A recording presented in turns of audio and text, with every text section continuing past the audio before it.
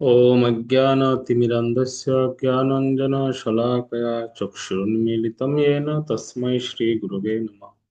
श्रीचैतन्यमनःभीष्टं स्थापितं येन भूतले स्वयं रूप कदा मह्यं ददाति स्वपदान्तिकम्। वन्देऽहं श्रीगुरो श्रीयुतपदकमलं श्रीगुरून् वैष्णवांश्च श्रीरूपं सग्रजातं सहगण रघुनाथान्वितं तं सजीवम् साद्वैतं सावधूतं परिजनसहितं कृष्ण चैतन्यदेवम् श्रीराधा कृष्ण पादान् सहगण ललिता श्रीविशाखान्वितांश्च नमो ओं विष्णुपदाय कृष्णप्रेष्ठाय भूतले श्रीमते भक्तिवेदान्त स्वामिन् इति नामे नमस्ते सारस्वती देवे गौरवाणी प्रचारिणे निर्विशेष शून्यवादी पाश्चात्यदेशतारिणे वञ्चाकल्पतरुभ्यश्च कृपा सिन्धुभ्येव च पतितानं पावनेभ्यो वैष्णवेभ्यो नमो नमः। नमो महावदन्याय कृष्णप्रेमप्रदायते कृष्णाय कृष्णचैतन्य नाम्ने गौरतिशे नमः। हे कृष्ण करुणा सिन्धो दीनबन्धो जगत्पते गोपेश गोपिकान्त राधाकान्त नमस्तुते। तप्त कांचन गौरांगी राधे वृंदावनेश्वरी वृषभानुसुते देवी प्रणमामि हरिप्रिये। जय श्री कृष्ण चैतन्य प्रभु नित्यानंद श्री अद्वैत गदाधर श्रीवासादि गौरभक्तवृंद।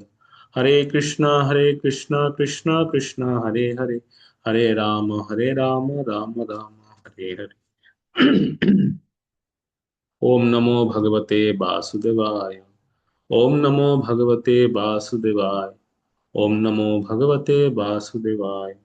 नारायणं नमस्कृत्यं नरं चैव नरोत्तमं देवीं सरस्वतीं व्यासं ततो जयमुदीरये। नष्टप्रायेषु भद्रेषु नित्यं भागवत सेवया भागवतमुत्तमं श्लोके भक्तिर्भवति नष्टिकी। मुखं करोति वाचालं पङ्गुं लङ्घयते गिरिं यत्कृपातमहं वन्दे श्रीगुरुवे तारिणं श्रीचैतन्येश्वरं परमानन्दमाधवम्। नमो ओम विष्णुपदाय कृष्णप्रेष्ठाय भूतले श्रीमते जयपताका स्वामिन्निति नामिने नमो आचार्य पदाय निताय कृपदाय गौर कथा दामोदराय नमः। हरे कृष्ण। শ্রীমদ্ ভাগবতম পাঠচক্র ক্লাসে উপস্থিত সমস্ত ভক্তমণ্ডলী শ্রীচরণ কমল বন্দনা করছি, সবাইকে সুস্বাগতম জানাই। তো আমরা শ্রীমদ্ ভাগবতের দ্বিতীয় স্কন্ধের ষষ্ঠ অধ্যায় থেকে আমরা অধ্যয়ন করছি, যেখানে ব্রহ্মাজি এবং নারদ মুনির যে সংবাদ সেটি আমরা অধ্যয়ন করছি। এবং ব্রহ্মাজি কর্তৃক তিনি যে সৃষ্টি প্রক্রিয়া বা ভগবানের যে এই জড় সৃষ্টির কারণ ভগবান কর্তৃক, এবং এটি একমাত্র ভগবানের দ্বারাই এই সমগ্র সৃষ্টি সম্পাদিত হয়েছে, এই তত্ত্বটি ব্রহ্মাজি বিশ্লেষণ করছেন নারদ মুনির কাছে। নারদ মুনির প্রশ্নের উত্তর প্রদান করছিলেন।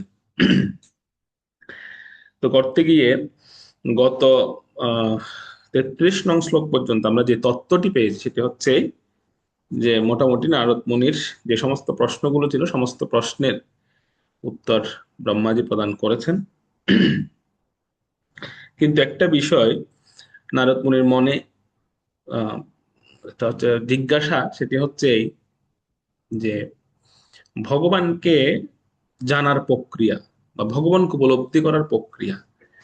যেহেতু ভগবত তত্ত্ব সম্পর্কে তিনি আহ বিস্তারিত শুনেছেন ব্রহ্মাজির কাছ থেকে, ভগবত সৃষ্টি, এরপরে হচ্ছে জড় সৃষ্টির কারণ, এই সমস্ত বিষয় শোনার পরে নারদ মুনির মনে একটি গৌণ প্রশ্ন আসে, সেটি হচ্ছে আসলে ভগবানকে জানার প্রক্রিয়াটা কি বা কিভাবে জানা সম্ভব।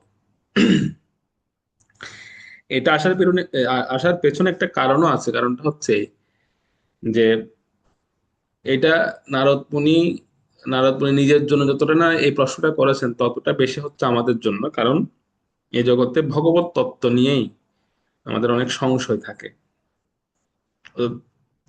অর্থাৎ আমরা হচ্ছি সংশয়বাদী।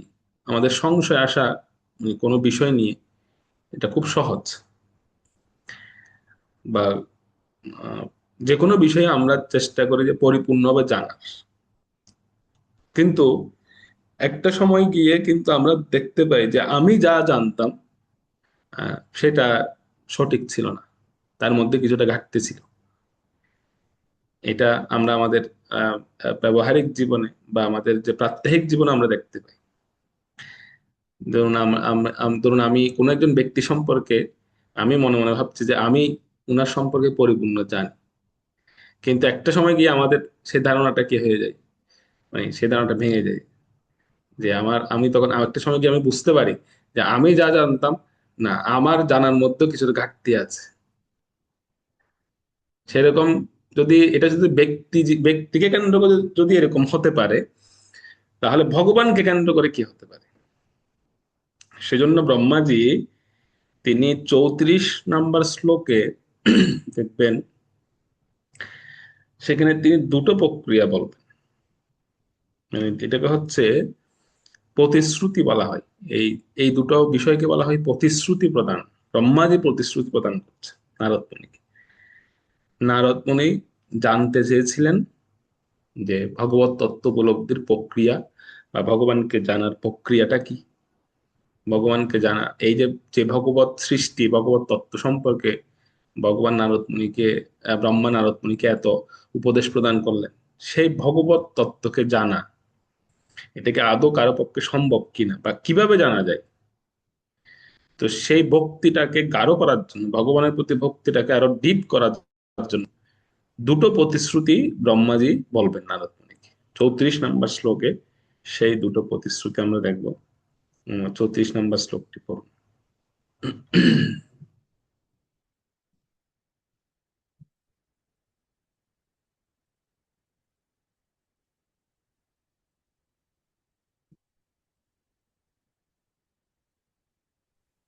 প্রিয় সখী, আমাকে আপনি আনমিউট করে বলতে পারবেন?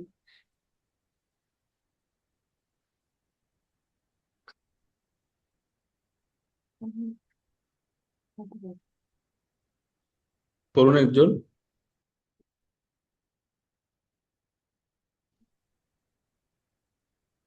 শ্রীমদ্ ভাগবতম দ্বিতীয় স্কন্ধ ষষ্ঠ অধ্যায় শ্লোক 34।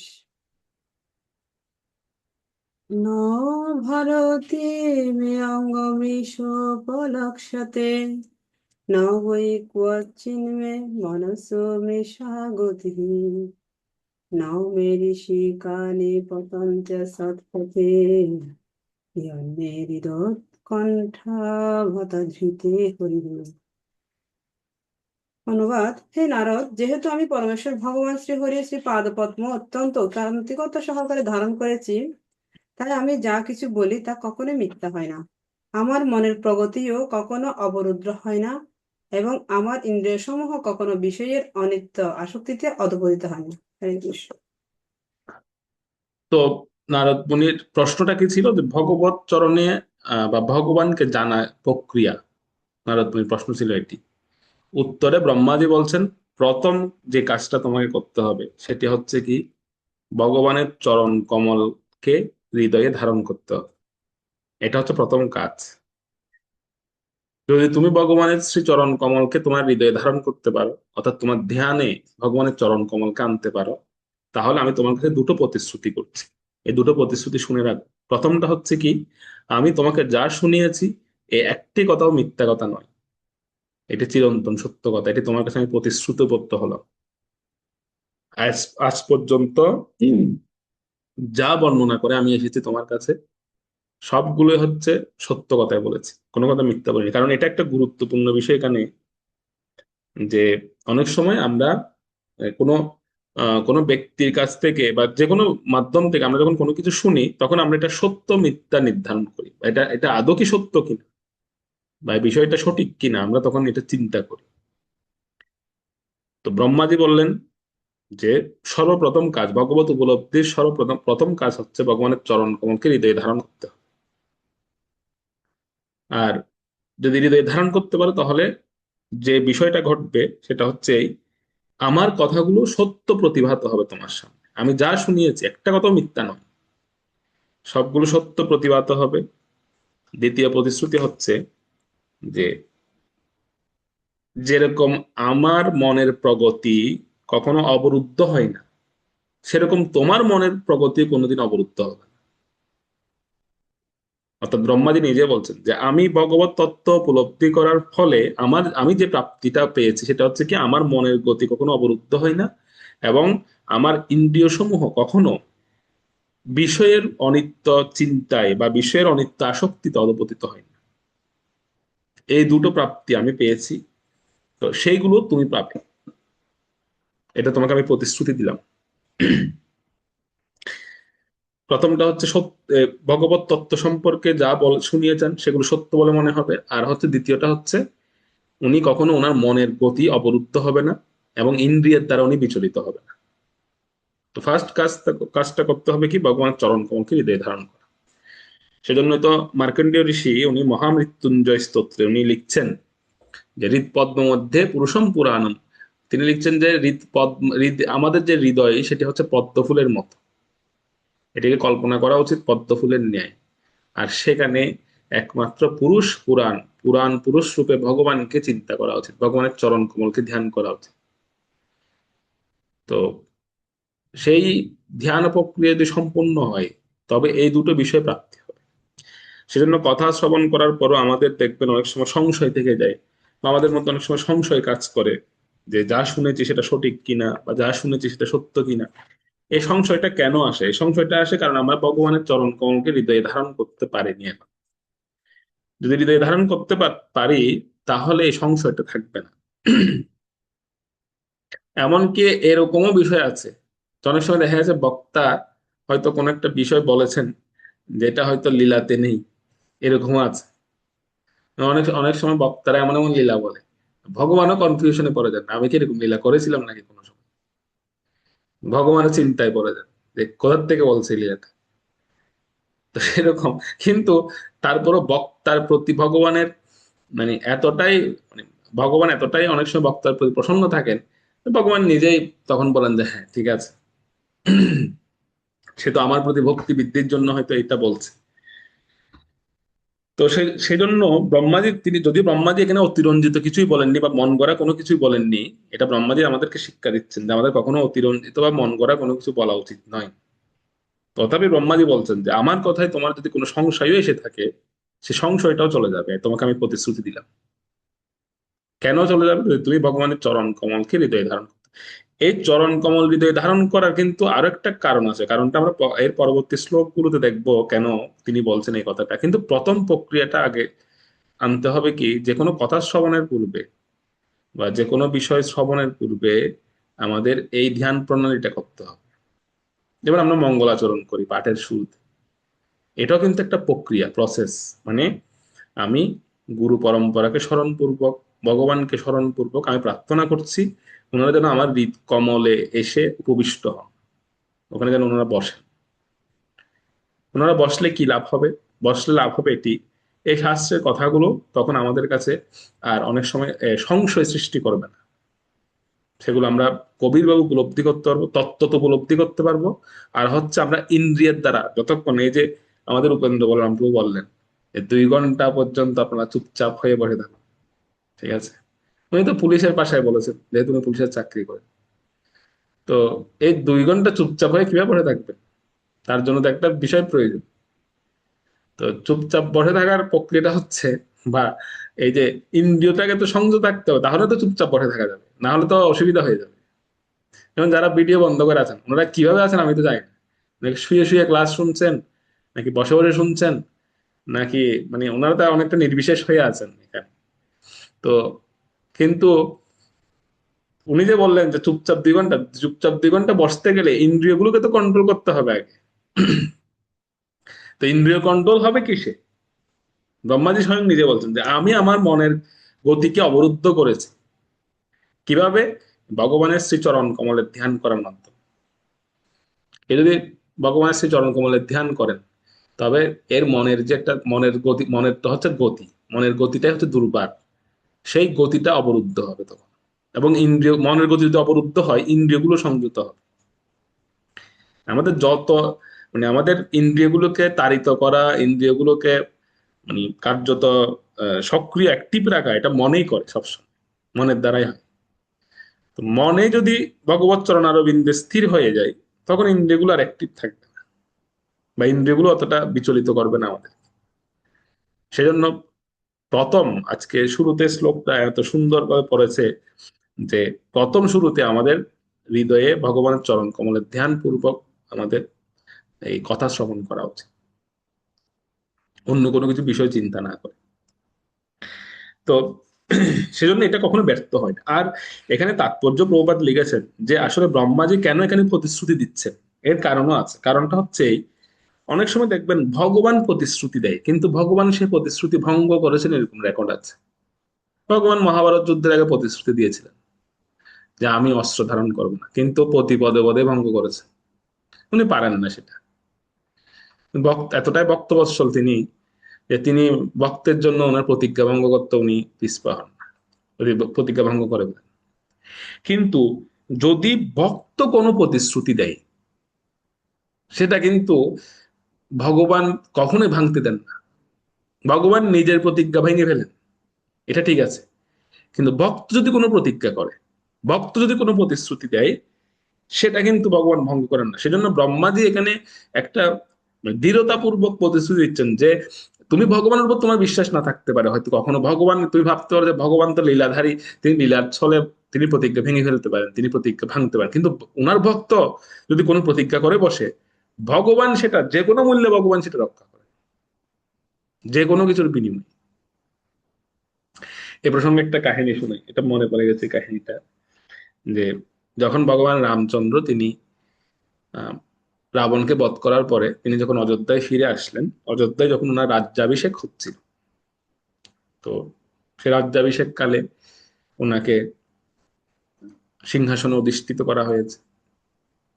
তো উনি সমস্ত ভাইদেরকে এক একজন ওনার ওনার যে বাকি তিনজন ভাই, তিনজন ভাইকে তিনি কাজ দিয়েছেন।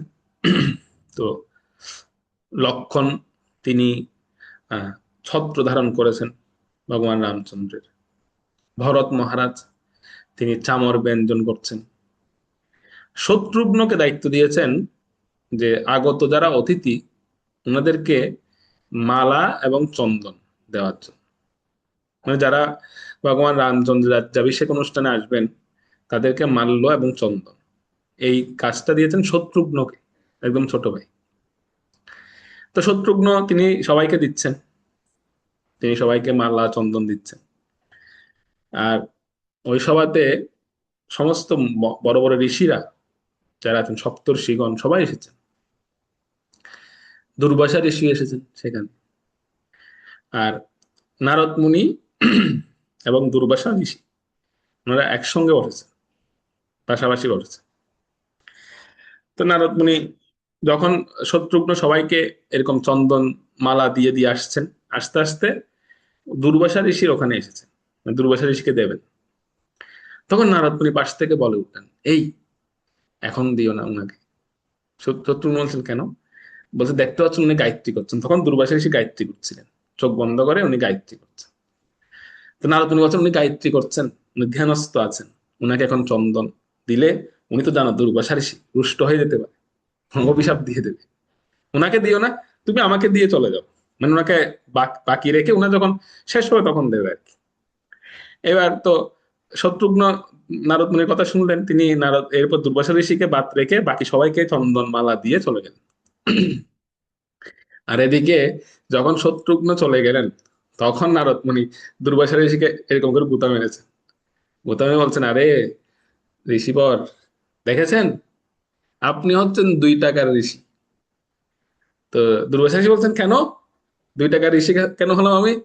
বলছে এখানে দেখুন, এখানে আপনার থেকেও তো নবীন বা জুনিয়র অনেক অনেক ঋষিরা এসেছেন, অনেক সাধুরা এসেছেন, তারা মালা চন্দন পেয়ে গেছে কিন্তু আপনাকে মালা চন্দন দিল না, তাহলে আপনাকে তো এখানে মূল্যায়নই করা হলো না এই সবাই। তো দুর্বাসা ঋষি এটা শুনে, দুর্বাসা ঋষি তো এমনি ক্রোধী, তিনি আরো ক্রোধিত হয়ে গেলেন। তিনি বললেন আসলেই তো, সব দেখতে পাচ্ছে সবার গলায় মালা, সবার কপালে চন্দন, কিন্তু ওনাকে দেওয়া হলো না।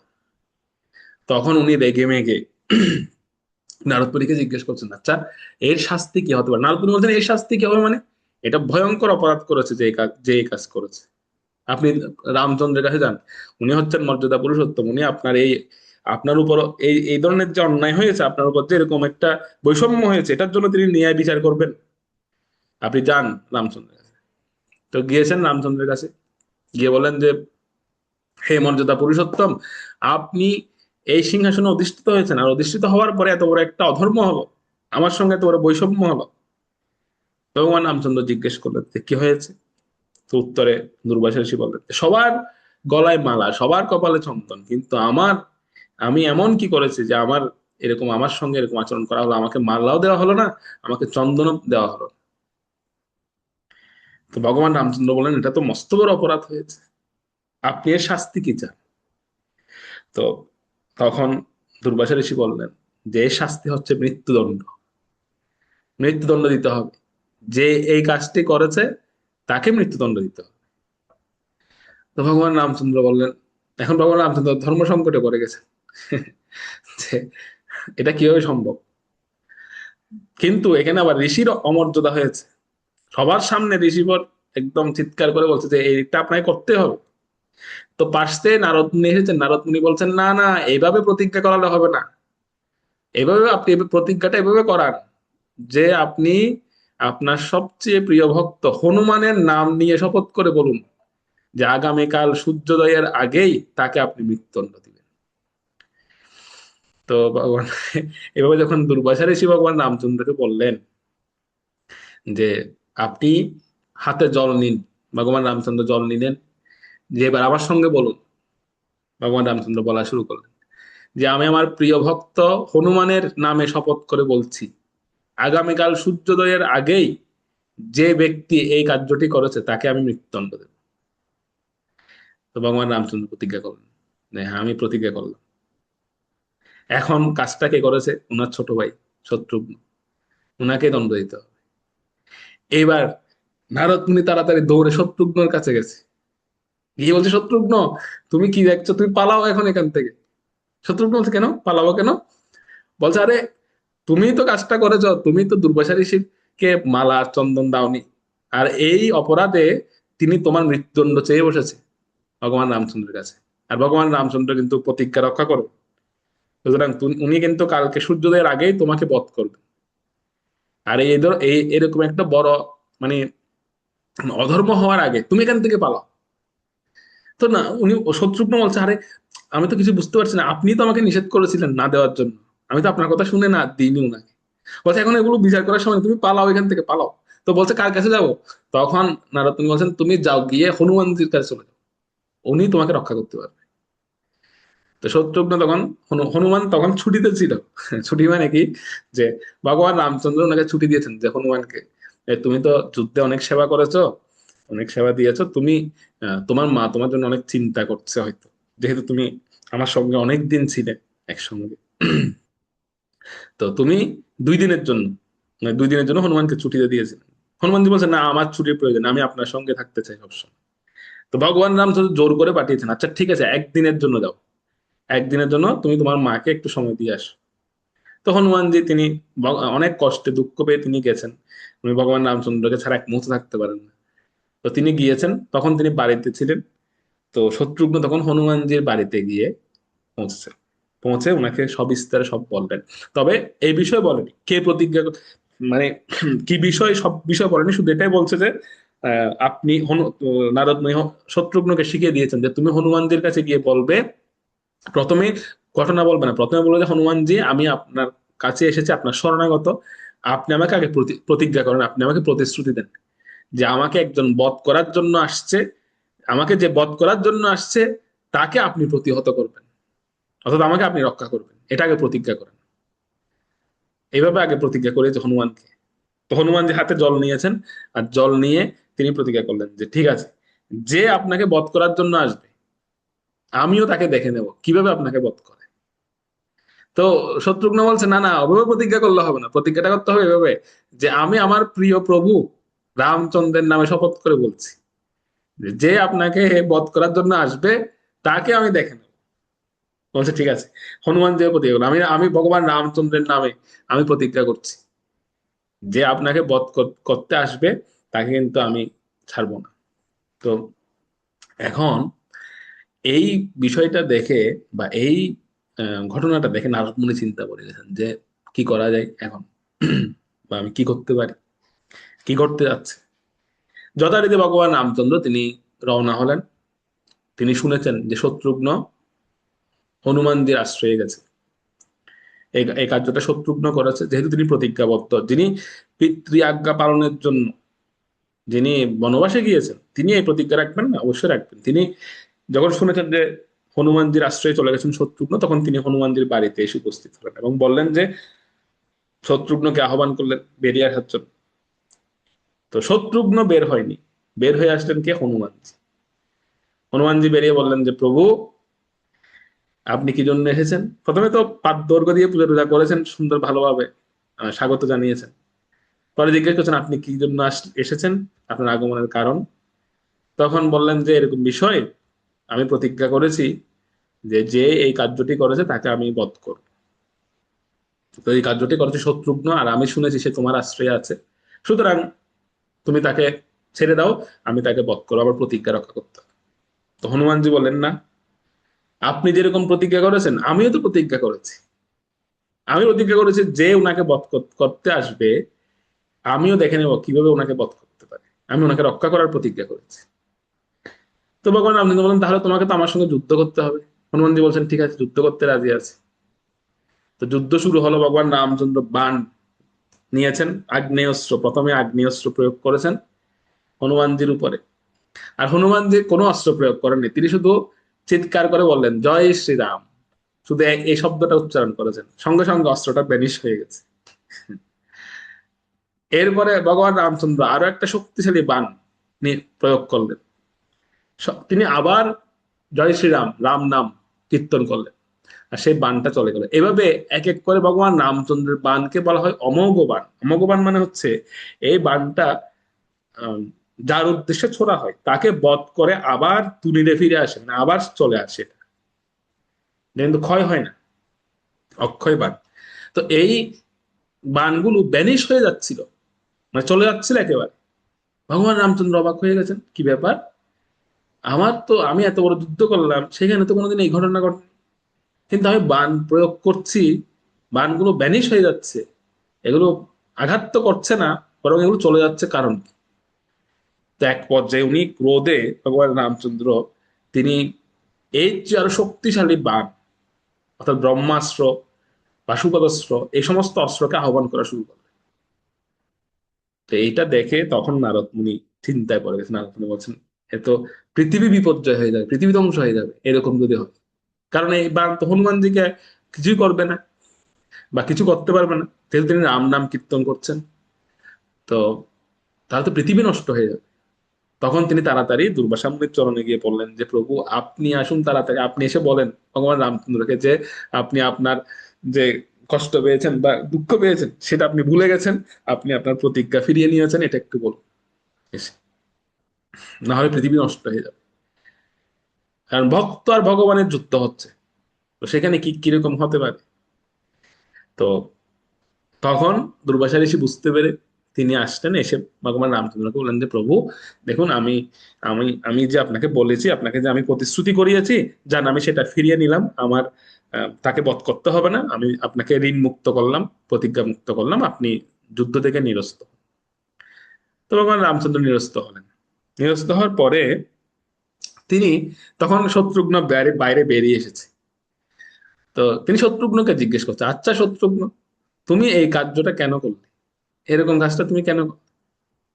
তো শত্রুঘ্ন তখন নারদ মুনিকে দেখিয়ে দিয়েছে, এই যে আমি নারদ মুনি কথা এরকম করেছি, উনি তো আমাকে এরকম করান, উনি আমাকে বলেছে যে উনি এখন গায়ত্রী করছেন, উনাকে এখন চন্দনের মালা দিও না, সেজন্য তো আমি দিলাম না, এটা কি আমার দোষ?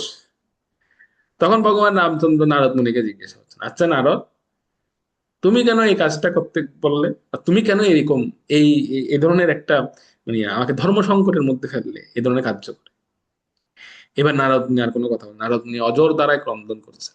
ক্রন্দন করতে করতে তিনি বলছেন, প্রভু আমি আহ, আমি আপনার রাজ্যাভিষেকে এসে, আপনার রাজ্যাভিষেকের পূর্বে আমি, আমার মনে মনে শুধু একটা চিন্তা আসছিল যে ভগবান বড় না ভক্ত বড়, মানে ভগবানের প্রতিশ্রুতি বড় না ভক্তের প্রতিশ্রুতি বড়। আমি এই জিনিসটা জগতে প্রতিষ্ঠা করার জন্য, বা আপনার ভক্তের মহিমা জগতে প্রতিষ্ঠা করার জন্য আমি এই কার্যটা করেছি। এখানে দুটো উদ্দেশ্য, একটা হচ্ছে কি যে আপনি আপনার ভক্তের জন্য আপনি যে কোনো সীমায় যেতে পারেন, যে কোনো আহ, যে কোনো মানে চরম সীমা পর্যন্ত আপনি যেতে পারেন আপনি ভক্তের জন্য, এতটা ভক্তবৎসল। আর একটা কাজ, আরেকটা কারণে আমি এটা করেছি, সেটা হচ্ছে ভক্তের প্রতিশ্রুতি আপনি যে কোনো ভাবে রক্ষা করেন। মানে ভক্ত আপনাকে, ভক্ত যে প্রতিশ্রুতি করে সেটা আপনি যে কোনো মূল্যে রক্ষা করেন। এবং সর্বশেষ যে কারণে আমি এই লীলাটা করি সেটা হচ্ছে আপনার নামের মহিমা, যে আপনার থেকে যে আপনার নাম বড়, সেই মহিমাটা প্রকাশ করার জন্য আমি এই লীলাটা করি। যে হনুমানজির নামের প্রভাবে সমস্ত অস্ত্রগুলো হনুমানজি কোনো আঘাত করছিল না, তো সেটাও আমি দেখিয়েছি এই লীলা। তো দেখুন, ভক্ত যদি কোনো প্রতিশ্রুতি, আসলে ভগবান রামচন্দ্র যুদ্ধটা নিবৃত্ত, ভগবান তো পরমাত্মা রূপে সবার ভেতরে আছেন। তো ভগবান দুর্বাসা ঋষি সাধারণত এরকম নত হওয়ার কথা নয়, কিন্তু তিনি নত হচ্ছিলেন কেন? ভগবান পরমাত্মা রূপে দুর্বাসা ঋষির হৃদয়ে বসে তিনি দুর্বাসা ঋষিকে বলছিলেন যে না, তুমি তোমার প্রতিশ্রুতি নিয়ে নাও। কেন? কারণ আমার ভক্ত প্রতিশ্রুতি করে বসেছে যে সে যে কোনো মূল্যে শত্রুঘ্নকে রক্ষা করবে, সুতরাং তার প্রতিশ্রুতি আমাকে রক্ষা করতে হবে, তার ফলে আমার মান যায় যাক। মানে ভগবান রামচন্দ্র তিনি প্রতিজ্ঞা রক্ষা করেন, তিনিও প্রতিজ্ঞা থেকে ফিরে আসলেন। কেন? কারণ ভক্ত প্রতিজ্ঞা করে বসে, হনুমানজি প্রতিজ্ঞা করে বসেছিলেন। অর্জুনকে ভগবান কি বলেছেন? যে তুমি দীপ্ত কণ্ঠে ঘোষণা করো, নমে ভক্ত প্রণশ্যতি, একদম নির্ভয়ে ঘোষণা করে দাও যে আমার ভক্তের কোনো বিনাশ নেই। এটা নির্ভয়ে বলো। কেন? ভক্তের, ভগবানের প্রতিশ্রুতি ব্যতিক্রম হতে পারে কিন্তু ভক্তের প্রতিশ্রুতি কখনো ব্যতিক্রম হয় না। সেই জন্য ব্রহ্মাজি এখানে দেখুন, ব্রহ্মাজি এখানে প্রতিশ্রুতি দিচ্ছেন নারদ মুনিকে, যে আমি তোমাকে প্রতিশ্রুতি দিচ্ছি আমার কথাগুলো একটি মিথ্যা নয়। আর দ্বিতীয়ত হচ্ছে, তুমি যদি ভগবান শ্রী চরণ কমল ধ্যান করতে পারো, তাহলে তুমি তোমার মনের বেগ এবং ইন্দ্রিয়ের বেগ, এই দুটো বেগ থেকে তুমি নিরত হতে পারবে। এই কথা বলে যখন তিনি নারদ মুনিকে বললেন, তখন নারদ মুনির মনে আরেকটি গৌণ প্রশ্ন জাগলো। সেটি হচ্ছে এই, যে হে পিতা, আপনি যে পরম পুরুষ সম্পর্কে আমাকে বলছেন, এই পরম পুরুষ ভগবানকে কিভাবে পূর্ণরূপে জানব? পূর্ণরূপে জানার প্রক্রিয়াটা কি, আমার প্রক্রিয়াটা আমাকে কৃপা করে বলুন। তো এর উত্তরে 35 নম্বর শ্লোকে দেখবেন, 35 নম্বর শ্লোকে ব্রহ্মাজি বলছেন, আমরা 35 নম্বর শ্লোকে যাই। উত্তরে ব্রহ্মাজি বলছেন ভগবানকে জানার প্রক্রিয়া। হরে কৃষ্ণ। শ্রীমদ্ ভাগবতম দ্বিতীয় স্কন্ধ ষষ্ঠ অধ্যায় 35 নম্বর শ্লোক। অহং সমন্নায় ময়তপময় প্রজাপতিনাম বিবন্দিতপতি আস্তায় যোগম নিপুণম সমাহিত তম ন অধ্যগচ্ছম যতয়াত্মসম্ভব।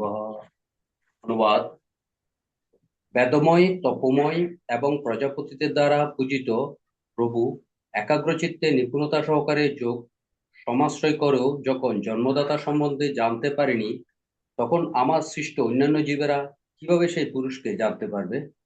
হরে কৃষ্ণ। ব্রহ্মাজি বলে দিলেন যে দেখো, যোগ, ধ্যান, পূজা, জ্ঞান, এ সমস্ত কিছু দ্বারা ভগবানকে জানা সম্ভব নয়। তুমি জানতে চাচ্ছ তো ভগবানকে পরিপূর্ণরূপে, কিন্তু আমি তোমাকে এটা স্পষ্ট করছি যে এই সমস্ত বিষয় দ্বারা ভগবানকে কখনো জানা সম্ভব নয়। হাজার বার চেষ্টা করতে পারো, লক্ষ বার চেষ্টা করতে পারো, কিন্তু কখনো সম্ভব নয়। তো সম্ভব কিসে? সম্ভব হচ্ছে, জানার একমাত্র উপায় সেটি হচ্ছে নিষ্ঠাপূর্ণ ঐকান্তিকতা। আমি আবারও বলছি, নিষ্ঠাপূর্ণ ঐকান্তিকতা সহকারে যদি কেউ ভগবানের সেবা করেন, তবেই সে ভগবানকে জানতে পারে। এই কথাটা, এই শব্দগুলো কিন্তু অনেক গুরুত্বপূর্ণ। ঐকান্তিকতা থাক, আমি যদি এক কথা বলে দিতে পারতাম, ঐকান্তিকতা সহকারে সেবা করুন, তাহলে ভগবানকে জানতে পারবেন। কিন্তু এখানে এখানে নিষ্ঠাপূর্ণ লাগানো হয়েছে। কেন? যে শুধু ঐকান্তিকতা থাকলে হয় না। যেমন ধরুন, আমরা যদি জাগতিক একটু মানে উপমা দিই, তাহলে আপনারা বুঝবেন। ধরুন আমি কাউকে ভালোবাসি বা আমি কাউকে খুব মানে পছন্দ করি, আমি কাউকে পছন্দ করি বা শেষ, এতটুকুর মধ্যে যদি আমি বলে দিই, তাহলে কিন্তু এটা প্রকৃত নয়। এই ভালোবাসা বা এই যে সমর্পণ, তার মধ্যে নিষ্ঠা থাকতে হবে, ঐকান্তিকতা থাকতে হবে, তবেই সেটা পরিপূর্ণতা পাবে। কিন্তু আমি মানে একদম সাধারণভাবে যদি কাউকে বলি যে হ্যাঁ আমি তাকে পছন্দ করি, তাকে ভালোবাসি, আহ, আহ, সেটা হচ্ছে কিরকম? সেটা হচ্ছে জাস্ট, সেটা হচ্ছে মানে শুধুমাত্র পছন্দ করা হবে, সেটা কিন্তু বেশি দিন স্থায়ী হবে না। কিন্তু যদি কোনো ভালোবাসা বা কোনো সমর্পণের মধ্যে ঐকান্তিকতা থাকে, নিষ্ঠা থাকে, এই দুটো জিনিস থাকে, অর্থাৎ সেটা কখনো আহ, যত কিছুই আসুক না কেন বা যত কিছুই হোক না কেন, সেখান থেকে আমি সরব না, আমার আমার নিষ্ঠা থেকে আমি সরব না, আমার নিষ্ঠা থেকে কখনো আমি বিচ্যুত হব না, আমার ঐকান্তিকতা থেকে আমি কখনো বিচ্যুত হব না। যদি এরকম ডিটারমিনেশন থাকে, তবেই সেটা সেবাটা পরিপূর্ণতা পাবে। আর সেবা যখন পরিপূর্ণতা পাবে, তখন সে ভগবানকে জানতে পারবে। যেমন উদাহরণস্বরূপ হচ্ছে ব্রজবাসীগণ।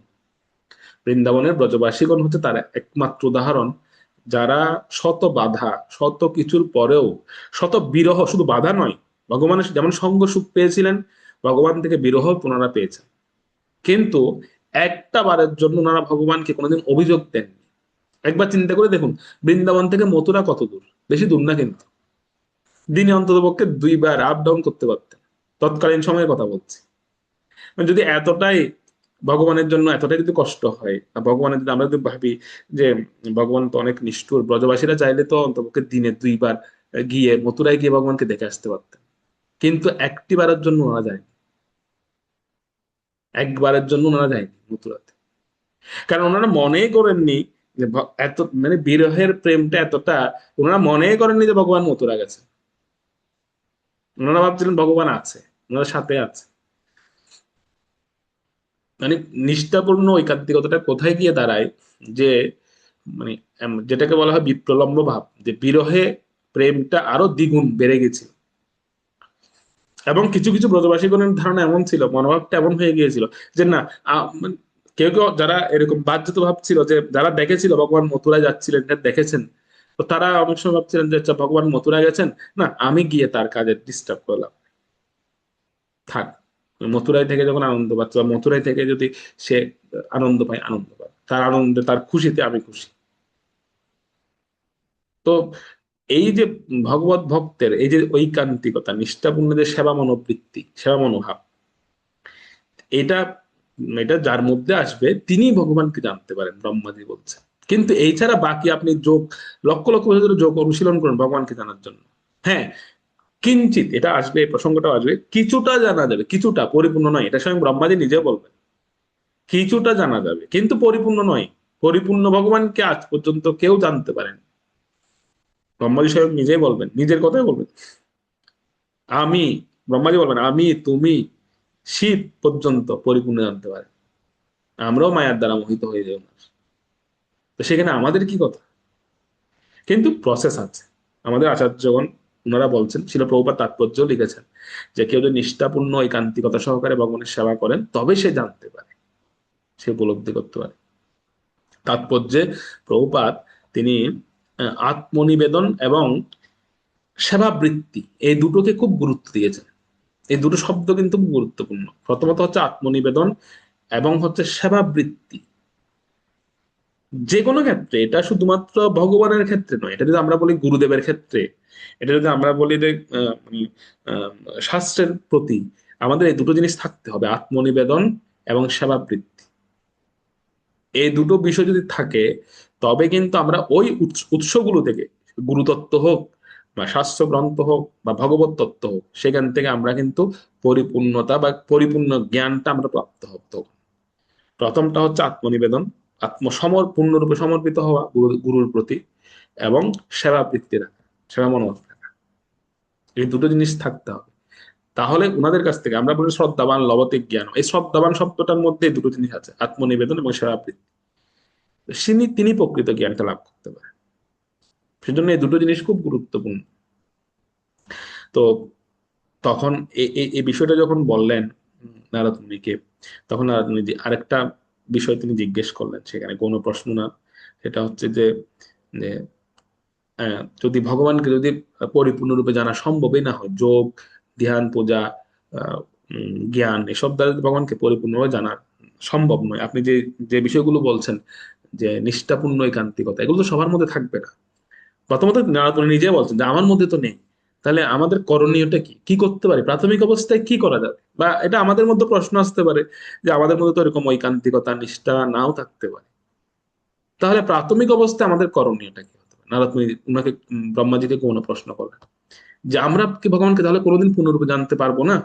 আমাদের আমাদের দ্বারা কি কোনো ভগবানকে পূর্ণরূপে জানা সম্ভব হবে না কোনোদিন? উত্তরে ব্রহ্মাজি বলছেন 36 নম্বর শ্লোকে, 36 নম্বর শ্লোকটা পড়ুন। সেখানে ব্রহ্মাজি বলছেন আমাদের প্রাথমিক করণীয়।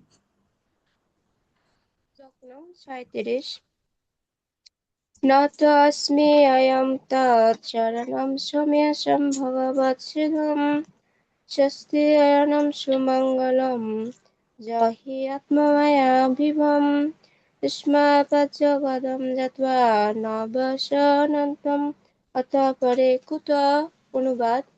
তাই জন্ম মৃত্যুর ক্লেশ থেকে উদ্ধারকারী তার শ্রীচরণে আত্মসমর্পণ করাই আমার পক্ষে সর্বাপেক্ষা শ্রেয়স্কর।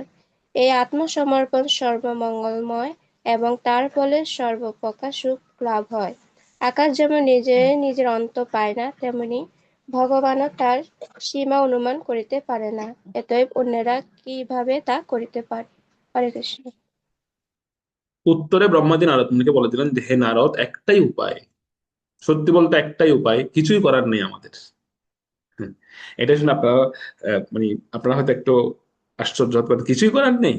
হ্যাঁ, ব্রহ্মাজি এটা বলছেন যে আসলে আমাদের কিছুই করার নেই। হ্যাঁ, আমরা একটা কাজ করতে পারি, আত্মসমর্পণ করতে পারি, সম্পূর্ণরূপে ভগবানের চরণে নিজেকে সমর্পিত করে দাও। এটা ছাড়া আর কোনো কিছু করে না। তুমি ভগবানকে জানতে চাও, ভগবানকে উপলব্ধি করতে চাও, ভগবান এতটা লীলাধারী বা ভগবান এতটা লীলাময় যে ওনাকে তত্ত্ব উপলব্ধি করা বা ওনাকে বুঝতে পারা এটা এতটা সহজ নয়। ব্রহ্মাজি বলছেন, তিনি আদি পিতা, উনি স্বয়ং নিজের উক্তি উনি বলছেন যে ভগবানকে উপলব্ধি করা এতটা সহজ নয়। আমি শুরুতে বলেছি যে আমরা একটা মানুষকে চিনতে পারি না, আর সেখানে ভগবানকে চেনা তো অনেক দূরের কথা। আমরা একজন মানুষকে মানে ধরুন একজন ব্যক্তির সঙ্গে আমার পরিচয় 20 বছর, 30 বছর, 40 বছর এরকম, কিন্তু 40 বছর পরে গিয়ে দেখি আরে তার সম্পর্কে আমি যা ভাবতাম এ তো অন্যরকম। মানে মানে এমন এমন কিছু জিনিস আছে হয়তো যেটা আমি জানতাম না, এরকমও কিছু অনেক সময় বেরিয়ে আসে। তো যেখানে আমরা একটা মানুষকে চিনতে পারি না এত বছর সঙ্গে থাকার পরও, সেই জায়গায় ভগবানকে উপলব্ধি করা, যিনি সর্বলোক মহেশ্বর, উনাকে উপলব্ধি করা ঠিক এত সহজ? সেজন্য ব্রহ্মাজি বলছেন আসলে নারদ আমাদের করার কিছু নেই, আমাদের আত্মসমর্পণ করা ছাড়া আর কিছুই করার নেই। এটা ব্রহ্মাজি স্বয়ং নিজেই বলে দিলেন যে যদি আহ, যদি যদি জিজ্ঞেস করো যে কি করার আছে, তো একটাই কাজ, সেটা হচ্ছে আত্মসমর্পিত হয়ে যাওয়া, একমাত্র আত্মসমর্পণ। তাৎপর্য দেখবেন, তাৎপর্যে প্রভুপাদ এটা বর্ণনা করেছেন যে আহ শরণাগতি বা যে সমর্পণ, এই শরণাগতি বা সমর্পণের থেকে তিনটি প্রাপ্তি হয়, তিনটি প্রাপ্তি। প্রথম প্রাপ্তিটা কি? প্রথম প্রাপ্তিটা হচ্ছে ভবচ্ছেদম। ভবচ্ছেদম মানে হচ্ছে সব রকম জড় দুঃখ দুর্দশা থেকে মুক্তি হয় আমাদের, যদি আমরা ভগবানের চরণে শরণাগত হই, আত্মসমর্পিত হই। ভবচ্ছেদম। এরপরে দ্বিতীয় প্রাপ্তিটা হচ্ছে কি স্বস্ত্যয়নম। স্বস্ত্যয়নম মানে হচ্ছে সর্বপ্রকার সুখের অনুভূতি হয় তখন, যে কারণে আমরা দুঃখ পাচ্ছি বা কষ্ট পাই, সেই দুঃখ বা কষ্টটা আর থাকে না, তখন সুখের অনুভূতি হয়। আর তৃতীয় প্রাপ্তিটা হচ্ছে সুমঙ্গলম। সব ধরনের সর্বপ্রকার মঙ্গলের উৎস একমাত্র ভগবানের চরণ কমল, এখান থেকে সর্বমঙ্গল আমরা প্রাপ্ত হই। তো সেজন্য মা, এই এই যে এই যে অনন্ত আনন্দ বা যেটাকে আমরা বলি চিন্ময় আনন্দ, অপ্রাকৃত যেটা আনন্দ, যেটাকে ব্রহ্মসৈক্যম বলা হচ্ছে, সেই চিন্ময় আনন্দটা হচ্ছে অন্তহীন, এর কোনো অন্ত নেই। এটা মানে মানে এটা সমুদ্রের সমুদ্রের মতো, এটা অন্তহীন, চলতে থাকে। এবং আপনাদের আরেকটা বিষয় বলি যে এই চিন্ময় আনন্দটা হচ্ছে এরকম, এটি এটির কোনো পরিসীমা হয় না, এটির প্রতিযোগিতা চলতে থাকে নিত্য লোকে, ভগবত লোকে। মানে জড়জগতে আনন্দের কিন্তু একটা সীমা থাকে, একটা লিমিট থাকে, একটা টাইমিং থাকে, যে এত সময় পর্যন্ত আমি আনন্দটা পাবো, এত সময় পর্যন্ত গিয়ে এত সময় পরে গিয়ে আনন্দটা শেষ হয়ে যাবে, এটা থাকবে না আর। আমাদের এই জড়জগতে আনন্দের মানে আনন্দের মাত্রাটা হচ্ছে এরকম, একটা নির্দিষ্ট টাইমিং থাকে, এর একটা সময় নির্ধারণ থাকে। কিন্তু যেটাকে এখানে যে আনন্দটার কথা বলা হচ্ছে, এই যে উম, ব্রহ্মসক্ষম, মানে এই শরণাগতির তিনটা প্রাপ্তি আমরা যেখানে এখানে পাচ্ছি, এই তিনটা প্রাপ্তি যখন পরিপূর্ণ হয়, একত্রিত করা হয়, সেটাকে বলা হয় ব্রহ্মসক্ষম বা ব্রহ্মসুখ। এই ব্রহ্মসুখ বা চিন্ময় আনন্দ, এটি হচ্ছে মানে অপরিসীম, এটা কোনো সীমা নেই, এটা কোনো টাইম লিমিট নেই। এবং এটা বলা হচ্ছে এটা প্রতিযোগিতা চলতে থাকে সেখানে। ধরুন কোনো একজন ভক্ত, উম, সে ভগবানের সঙ্গে যদি তার ভাব বিনিময় করে, সে তো কোনো আনন্দ পেয়ে থাকে। এবার এবার ভগবান চিন্তা করে যে তাকে আরো কিভাবে আনন্দ দেওয়া যায়। যদি যদি দেখা যায় সে আনন্দের একটা একটা একটা পর্যায়ে গিয়ে সে আনন্দটা পেয়েছে এতটুক লেভেলের, তো ভগবান চিন্তা করে তা না, এর পরবর্তী তাকে আরো অধিক আনন্দ দিতে হবে। এর কোনো সীমা নেই। অর্থাৎ সেখানে ভগবান নিজেই ভুলে যান যে তিনি ভগবান, এতটা ভগবান আনন্দ। তো ভগবান যখন সে ভক্তকে আনন্দ দেয়, তখন ভক্ত এবার চিন্তা করে যে আমাকে ভগবান যতটুকু পরিমাণ আনন্দ দিয়েছেন, আমি এবার ভগবানকে এর থেকে আরো দ্বিগুণ আনন্দ দেবো। এবার প্রতিযোগিতা চলতে থাকে, ভক্ত আর ভগবানের মধ্যে প্রতিযোগিতা চলে। ভগবান চাই ভক্তকে দ্বিগুণ আনন্দ দেবেন, আর ভক্ত চাই ভগবানকে দ্বিগুণ আনন্দ দেবেন। এইটার নাম হচ্ছে ব্রহ্ম সূক্ষ্ম। অর্থাৎ যে স্থিতিতে গেলে ভগবান নিজে অনেক সময় ভুলে যান যে তিনি হচ্ছেন ভগবান, তিনি নিজে ভুলে যান। ব্রজলীলাতে এরকম বিষয় আছে, যখন দামবন্ধন লীলার সময়, লীলার পরে মা যশোদা যখন ভগবানকে বেঁধে রেখেছিলেন, তো ভগবান তখন আহ, ভগবান একটু অভিমান করেছেন, নন্দ মহারাজ অভিমান করেছেন। তো নন্দ মহারাজ অভিমান করে ভগবানকে বলছেন যে তুই আজকে থেকে তুই আর তোর মার সঙ্গে ঘুমাবি না, আমার সঙ্গে ঘুমাবি। এটা মানে মানে রাগ করে বলছেন নন্দ মহারাজ ভগবানকে যে আজকে থেকে আর, তো ভগবানও বলছেন হ্যাঁ, আজকে থেকে আমি আর আমার মার সঙ্গে ঘুমাবো না। আমি আসলে নন্দ মহারাজের খুব ইচ্ছা হচ্ছিল মানে ভগবান, কারণ ভগবান সবসময় মা যশোদার সঙ্গে থাকতেন, মায়ের সঙ্গে থাকতেন। তো নন্দ মহারাজ চিন্তা করছেন আরে আমি বাবা হয়ে ভুল করেছি, আবার মা হওয়া দরকার ছিল। কারণ কৃষ্ণ কোনোদিন আমার সঙ্গে থাকে না, আমার সঙ্গে ঘুমাই না। তো এখন তো একটা সুযোগ পেয়ে গেছে, মা যশোদা বকাঝকা করেছে, বেঁধে রেখেছে। তো নন্দ মহারাজ বলছেন এই সুযোগটাই কাজে লাগাই। তো তিনি তখন বলছেন ভগবানকে যে তুই আর আজকে থেকে এ, যশোদার সঙ্গে ঘুমাবি না। তো কার সঙ্গে ঘুমাবে? আমার সঙ্গে ঘুমাবি। তো এখন নন্দ মহারাজ ভগবানকে, উনি তো কোনোদিন জানে না যে বাচ্চা ওনার তখন বয়স কত, 80 বছর বয়স। আরো বেশি, 80 বছরের বেশি বয়স নন্দ মহারাজ। তো উনি জীবনেও কোনো জানে না যে বাচ্চাই এভাবে ঘুম পাড়াতে হয়, এটা তো উনি জানে না। তো উনি চিন্তা করছেন না, যে উনি ভাবছেন মনে মনে যে যেহেতু প্রথম দিন কৃষ্ণ ওনার সঙ্গে থাকছে, তিনি বলছে কৃষ্ণকে কোথায় রাখা যায়। তিনি চিন্তা করেন বিছানাটা অনেক মানে শক্ত, বিছানায় রাখা যাবে না। তো তাকে কোথায় রাখতে হবে? একে আমার বুকের উপর ঘুম পাড়াও। তো কৃষ্ণকে বুকের উপর নিয়েছেন। তো কৃষ্ণ প্রথমে খুব উৎসাহ নিয়ে, কারণ মার সঙ্গে অভিমান, মার সঙ্গে রাগ, বাবার সঙ্গে ঘুমাতে এসেছে। তো কৃষ্ণ প্রথমে খুব মানে একদম বলছে হ্যাঁ আমি বাবার বুকের উপর ঘুমাবো। তো বুকের উপর শুয়েছেন। আর যে বুকের উপর শুয়েছেন, কিছুক্ষণ পরে কৃষ্ণ উপলব্ধি করছে নন্দ মহারাজের বুকে হচ্ছে কেশ। তো কেশ গুলো ভগবানের মুখে লাগছে। তবে নন্দ মহারাজের বুকে মুখে হচ্ছে দাড়ি, লম্বা লম্বা দাঁড়িয়ে ছিল নন্দ মহারাজের। তো দাড়িগুলো ভগবানের গায়ে লাগছে। এখন কিছুক্ষণ পরে ঘুম ভেঙে যাচ্ছে, শুধু কিছুক্ষণ পর ভগবানের ঘুম ভেঙে যাচ্ছে। মানে যখন এই মুখের দাড়িটা লাগে, তারপর বুকের ক্যাশটা লাগছে, তখন ওনার ঘুম ভেঙে যাচ্ছে। এরকম করে করে কিন্তু এদিকে মার সঙ্গে অভিমান, মার কাছেও যেতে পারছে না, কিন্তু বারবার মার কথা মনে হচ্ছে যে মার সঙ্গে থাকলে আমার তো এত কষ্ট হয় না, মার সঙ্গে থাকলে তো ঘুমানোর সঙ্গে সঙ্গে ঘুম। কিন্তু যেতেও পারছে না অভিমানের কারণে, অভিমান করে বসে আছে। এদিকে এভাবে মানে 3 রাত ভগবান ঘুমাননি। 3 রাত তিনি অভিনয় করেছেন শুধু ঘুমানোর, কিন্তু পাচ্ছে না তো কোন রকম। এই যে যখন ঘুমাতে যায় দাড়িগুলো লাগে নন্দ মহারাজের, আর ভগবানের ঘুম ভেঙে যায়। আর আর নন্দ মহারাজ এমন, নন্দ মহারাজ উনি বুক থেকেও ছাড়ান না কৃষ্ণকে।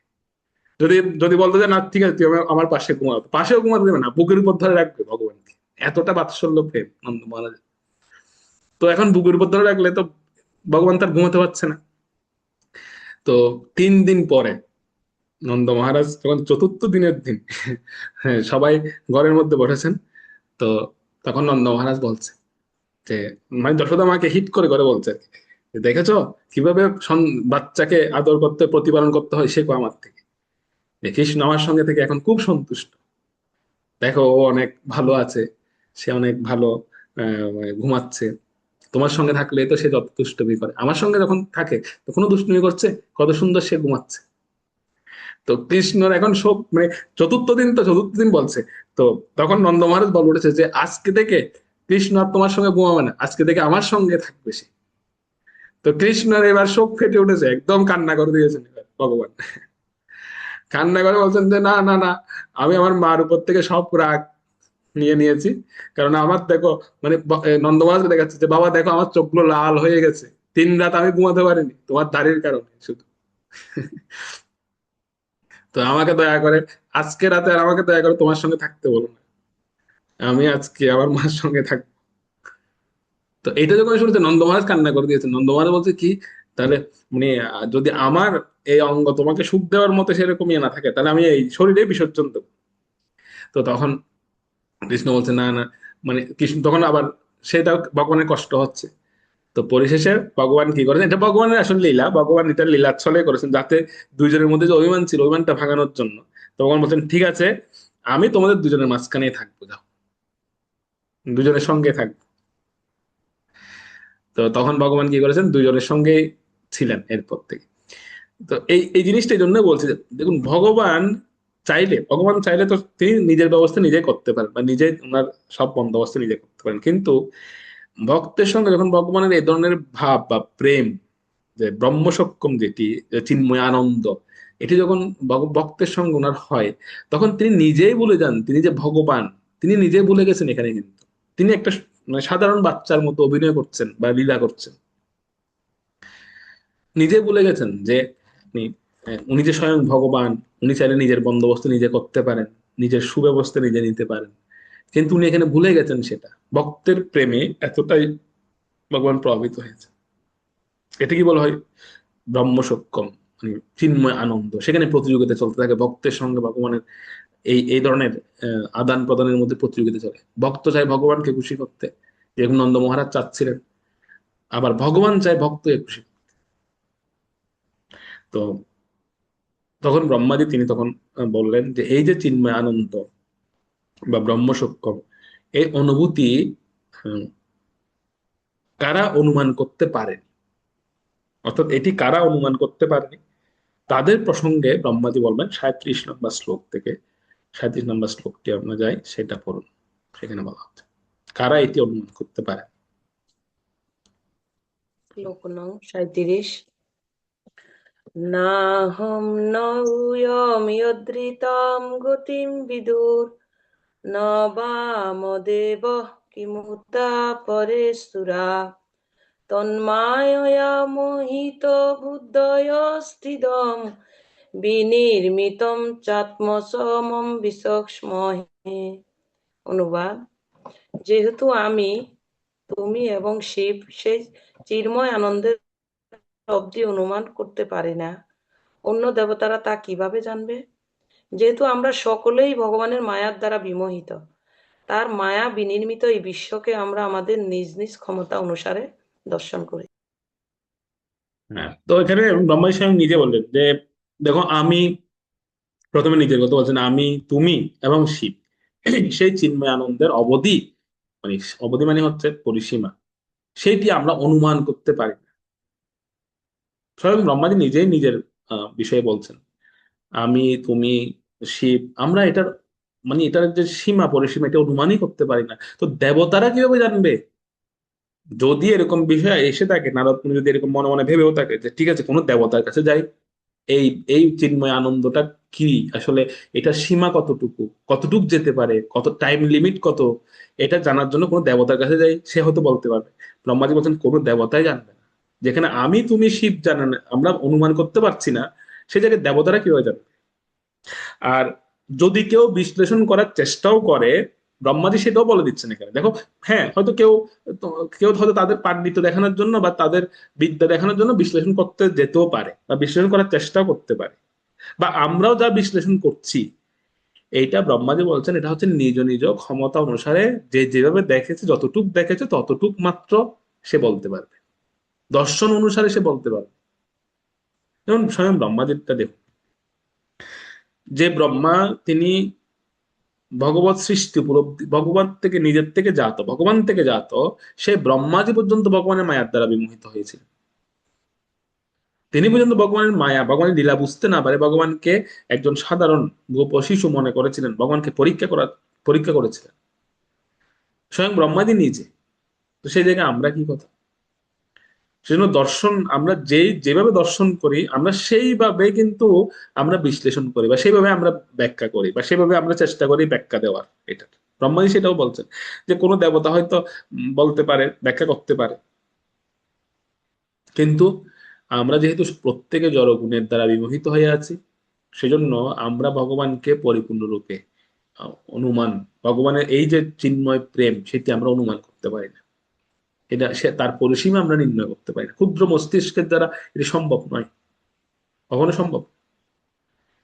তো যেতে হবে কার কাছে, যেটা হচ্ছে মানে প্রকৃত পিতার পরিচয় যদি আমরা জানতে চাই তাহলে মায়ের কাছে যেতে হবে। আর সে মা হচ্ছেন কে? মা হচ্ছেন শাস্ত্র। শাস্ত্র হচ্ছে আমাদের মাতৃস্বরূপ। তো শাস্ত্রের যে বাণী এটি হচ্ছে সর্বশ্রেষ্ঠ প্রমাণ। একমাত্র আমরা আজকে ভগবত তত্ত্ব সম্পর্কে এটা আলোচনা করছি বা অধ্যয়ন করছি, এটি সম্ভব হয়েছে কিসের ফলে? শাস্ত্রের ফলে। এই যে ব্রহ্মা, নারদ, তারপরে মহাদেব, যারা দ্বাদশ মহাজনগণ আছেন, ওনাদের শ্রী মুখনিসৃত যে বাণী, এটি শাস্ত্ররূপে বা বেদ মাতা, এই শাস্ত্ররূপে কিন্তু আমরা আমরা পরম্পরাক্রমে এটি জেনেছি। জানার ফলে আমরা কিন্তু ভগবত তত্ত্ব সম্পর্কে কিছুটা অনুমান বা কিছুটা উপলব্ধি করতে পারছি। না হলে এছাড়া আর উপায় নেই, নিজ প্রচেষ্টা কখনো সম্ভব নয়। শাস্ত্ররূপে মায় আমাদেরকে সেই সুযোগটা করে দিচ্ছে। তো এটা খুব গুরুত্বপূর্ণ একটা বিষয়। ভগবত তত্ত্ব সম্পর্কে উপলব্ধি করার একমাত্র সোর্স হচ্ছে শাস্ত্র। এটি। তো ব্রহ্মাজি আরো একটি প্রসঙ্গ তিনি বলছেন এই বিষয়ে, যে দেখো নারদ মুনিকে বোঝাচ্ছেন, বলছিলেন যে ভগবত উপলব্ধি বা ওনাকে উপলব্ধি করার দুটি উপায় ব্রহ্মাজি তখন বলবেন 38 নম্বর শ্লোকে। দুটি প্রক্রিয়া ভগবানকে উপলব্ধি করার। শাস্ত্র তো আছে, শাস্ত্র ছাড়াও, শাস্ত্র জানার পরেও বা শাস্ত্র যখন আমরা জানতে যাব তখন আমাদের এই দুটি উপায় বা প্রক্রিয়া আমাদেরকে ফলো করতে হবে। সেই দুটি উপায় কি? 38 নম্বর শ্লোক, 38 নম্বর শ্লোকটা বলুন।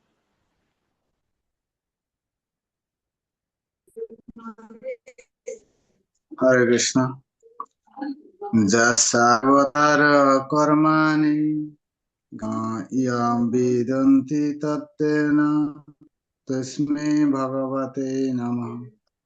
অনুবাদ: আমরা সেই পরমেশ্বর ভগবানকে আমাদের সশ্রদ্ধ প্রণতি নিবেদন করি, যার অবতার এবং কার্যসমূহ আমরা মহিমা কীর্তনের জন্য গান করি, যদিও তার স্বরূপে তাকে পূর্ণরূপে জানা প্রায় অসম্ভব। হরে কৃষ্ণ। তো ব্রহ্মাজি এখানে বলেছেন যে ভগবত তত্ত্ব সম্পর্কে জানার বা ভগবত তত্ত্ব উপলব্ধির দুটি উপায়। একটি হচ্ছে প্রণাম, সশ্রদ্ধ প্রণাম করা। অর্থাৎ আমরা যে জ্ঞান লাভের যে পন্থা শুনি গীতাতে, তদ্বিদ্যি প্রণিপাতেন, মানে প্রথমে হচ্ছে প্রণিপাত, প্রণাম নিবেদন করা। যার যে উৎস থেকে আমরা শুনতে যাব বা যে উৎস থেকে আমরা শুনবো তাকে প্রণাম করা, অর্থাৎ গুরু তত্ত্বে প্রণাম। সেখানে ব্রহ্মাজি বলছেন যে ভগবত তত্ত্ব উপলব্ধি করতে গেলে আগে প্রণাম করতে হবে। আগে হচ্ছে প্রণাম, সশ্রদ্ধ প্রণিপাত করা। এরপরে হচ্ছে মহিমা কীর্তন শোনা। ভগবত তত্ত্ব উপলব্ধি করতে গেলে আসলে প্রণামটা, সশ্রদ্ধ প্রণামটা কেন বলা হচ্ছে? শ্রদ্ধাযুক্ত প্রণাম। প্রথমে হচ্ছে শ্রদ্ধা থাকতে হবে, ভগবত তত্ত্বে শ্রদ্ধাটা থাকতে হবে, আর শ্রদ্ধা আসবে প্রণাম থেকে। শ্রদ্ধা আসে কিন্তু প্রণাম থেকে। আমরা যদি কারোর প্রতি শ্রদ্ধা মানে আহ, দেখা যাচ্ছে কারোর প্রতি আমরা শ্রদ্ধা প্রদর্শন করতে চাই, তাহলে আমরা কি করি? সাধারণত প্রণামই করি। প্রণাম থেকে কিন্তু শ্রদ্ধার জন্ম হয়। যত বেশি প্রণাম করব ততই উনার প্রতি আমাদের শ্রদ্ধা আসবে। যেমন প্রভুপাদকে একবার একজন প্রভুপাদের শিষ্য বলছিলেন যে প্রভুপাদ, মানে সবাই আপনাকে প্রণাম করে কিন্তু আমার আপনাকে প্রণাম করতে ইচ্ছা করে না। প্রভুপাদ বলছে ইচ্ছা না করলে আরো করতে হবে, বারবার করতে হবে। কেন? কারণ আমি তোমার গুরু, আমার প্রতি তোমার শ্রদ্ধা থাকতে হবে। তুমি যত প্রণাম করবে না তোমার শ্রদ্ধা ততই কমতে থাকবে, আর যত প্রণাম করবে ততই তোমার শ্রদ্ধা বাড়বে। তো সেই জন্য প্রভুপাদ বলছেন জোর করে করো প্রণাম, জোর করে করতে হবে, ইচ্ছে না হলেও করতে হবে। এটার অর্থ হচ্ছে এই জন্য যে প্রণাম থেকে শ্রদ্ধার জন্ম হয়। সেজন্য এখানে ব্রহ্মাজি বলছেন যে সশ্রদ্ধ প্রণাম করো আগে ভগবানকে। উনার তত্ত্ব সম্পর্কে জানতে চাচ্ছ তো, প্রথম কাজ হচ্ছে প্রণাম করো আগে। প্রণাম করার পরে এবার উনার মহিমা কীর্তন শ্রবণ করো, যত বেশি পার মহিমা কীর্তন শুনো। আমি আরো একটা এর আগে বলেছিলাম আপনাদেরকে যে আমাদেরকে দুটো কান দেওয়া হয়েছে এই কারণে, শুধু ভগবানের মহিমা কীর্তন শ্রবণ করার জন্য। ভগবান মহিমা শোনার জন্য দুটো কান দিয়েছেন আমাদের, কিন্তু আমরা কয়জনে শুনি? যেমন রামলীলাতে দেখতে পাই শূর্পণখা যখন এসছিলেন, শূর্পণখা যখন প্রথম এসছিলেন, আসলে শূর্পণখাকে ভগবান এরকম শাস্তি দিতেন, কিন্তু এটা নিয়ে অনেকে অনেক বিরোধ করে। অনেকে বলেন যে ভগবান শূর্পণখাকে এরকম শাস্তি দিলেন কেন, একজন স্ত্রীকে ভাবে শাস্তি দেওয়াটা কি সমীচীন? কেন শাস্তি দিয়েছেন এই তত্ত্বটা আমরা অনেকে জানি না, তো সেটা একটু বলছি। শূর্পণখা যখন প্রথম আসে, সে ঘুরছিল, তো ঘুরতে ঘুরতে সে পতি অন্বেষণ, স্বামী খুঁজছিল আর কি। খুঁজতে খুঁজতে যখন প্রথমে এসে পঞ্চবটিতে যখন ভগবান রামচন্দ্রকে দেখলেন, দেখে সে এসেছেন, এসে দেখুন সে ভগবান কি কি বলছে, ভগবানকে সে এসে মাত্র বলছে যে আমি সমগ্র বিশ্বে আমি পতি খুঁজে বেড়াচ্ছি, আমার উপযুক্ত বর আমি কোথাও পাচ্ছি না, স্বর্গ মর্ত্য পাতাল সব জায়গায় ঘুরেছি, কিন্তু আমার মতো উপযুক্ত আমি হচ্ছেন এই, আমি প্রথমে বলছে সে কি, আমি হচ্ছে জগতের সবচেয়ে শ্রেষ্ঠ সুন্দরী, আমার মতো সুন্দরী আর কেউ নেই, শূর্পণখা বলছে। তো আমার উপযুক্ত বর আমি কোথাও পাইনি খুঁজে, কিন্তু তোমাকে দেখে আমার মনে হচ্ছে যে তুমি কিছুটা তোমার মধ্যে মানে উপযুক্ততা আছে কিছুটা, ভগবান রামচন্দ্রকে বলছে যে তোমার মধ্যে মানে কিছুটা কোয়ালিটি আছে। তো আহ, সেজন্য আমি মনে মনে চিন্তা করছি যে নাই মামার চেয়ে কানা মামাই ভালো, যখন কোথাও খুঁজে পাচ্ছি না, তো তোমাকে নিয়েই আমি মোটামুটি কাজ চালিয়ে নিতে পারবো। I will adjust you with you, আমি তোমার সঙ্গে অ্যাডজাস্ট করে নেব। তো ভগবান চিন্তা করছেন যে কিরকম কিরকম স্ত্রী লোক। প্রথমত হচ্ছে যে একে অধিকার দিয়েছে কে নিজের পতি খুঁজে বেড়ানোর, প্রথম হচ্ছে সেটা। কারণ সাধারণত বিশেষ যে সমস্ত স্ত্রীগণ আছেন, যেমন লক্ষ্মী দেবী, ওনাকে স্বয়ং ব্রহ্মাজি বলেছেন যে তোমার যোগ্য পতি মানে এই সৃষ্টি চরাচরে নেই। তো সেটার জন্য স্বয়ংবর, প্রথম স্বয়ংবর হয়েছে লক্ষ্মী দেবী। তো তুমি নিজেই তোমার যোগ্য পতি নির্বাচন করবে, তো এটা ব্রহ্মাজি কর্তৃক অনুমোদিত। কিন্তু ভগবান চিন্তা করছেন যে এরপরে এরপরে মানে এমন কোন ব্রহ্মায় কি শূর্পণখা কি ব্রহ্মাই অনুমতি দিয়েছে যে সারা বিশ্বে পথি খুঁজে বেড়ার জন্য, মানে স্বয়ংবর করে বেড়ানোর জন্য? আমার জানা মতো তো ব্রহ্মা এরকম পারমিশন দিতে পারে না। একজনকে পারমিশন দিয়েছে লক্ষ্মী দেবী, এবং পরবর্তীতে সীতা দেবী, আমরা দেখতে পাই সীতা দেবী, তাও সেখানে একটা প্রতিযোগিতার ব্যবস্থা ছিল।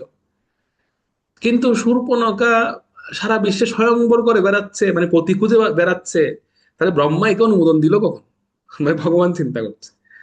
তো প্রথম দেখুন, প্রথম হচ্ছে ভগবান চিন্তা করছে কেমন এ তো স্ত্রী মানে একজন স্ত্রী লোক, স্ত্রী হওয়ার যোগ্যতা হারিয়েছে সেখানে, যে এরকম একাকী নিজের পতি খুঁজে বেড়ায়, প্রথমত।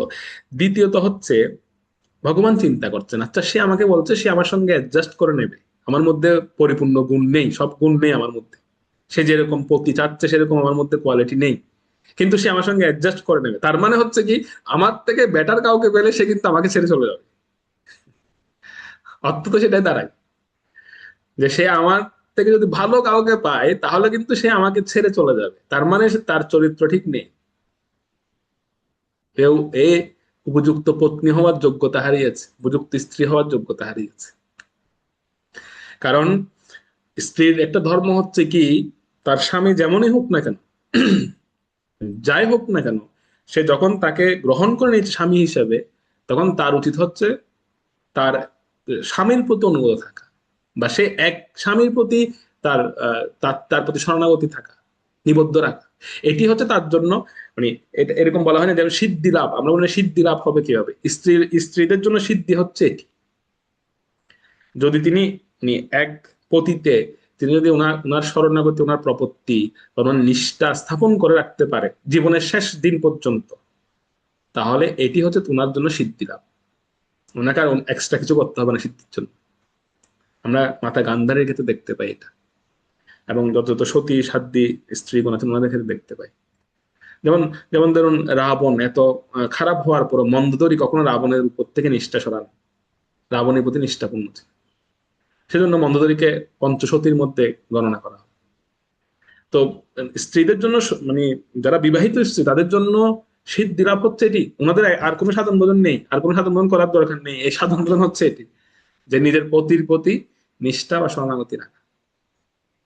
কিন্তু যে স্ত্রী এইটি করবে না, বা যে স্ত্রী এখান থেকে বিচ্যুত হবে, তো ভগবান রামচন্দ্র দেখুন, সেজন্য ভগবান রামচন্দ্র চিন্তা চিন্তা করছেন, এই হচ্ছে দ্বিতীয় কথাই, এই তার স্ত্রী সতীত্ব হারিয়েছে কোন কথাটাতে, যে আমি তোমার সঙ্গে অ্যাডজাস্ট করে নেবো, তার মানে হচ্ছে তোমার থেকে বেটার কাউকে পেলে কিন্তু আমি তোমাকেও ত্যাগ করে দিতে পারি। এবং সেটা ভগবান পরীক্ষা নিয়েছেন, যে আচ্ছা একটু পরীক্ষা করা যাক।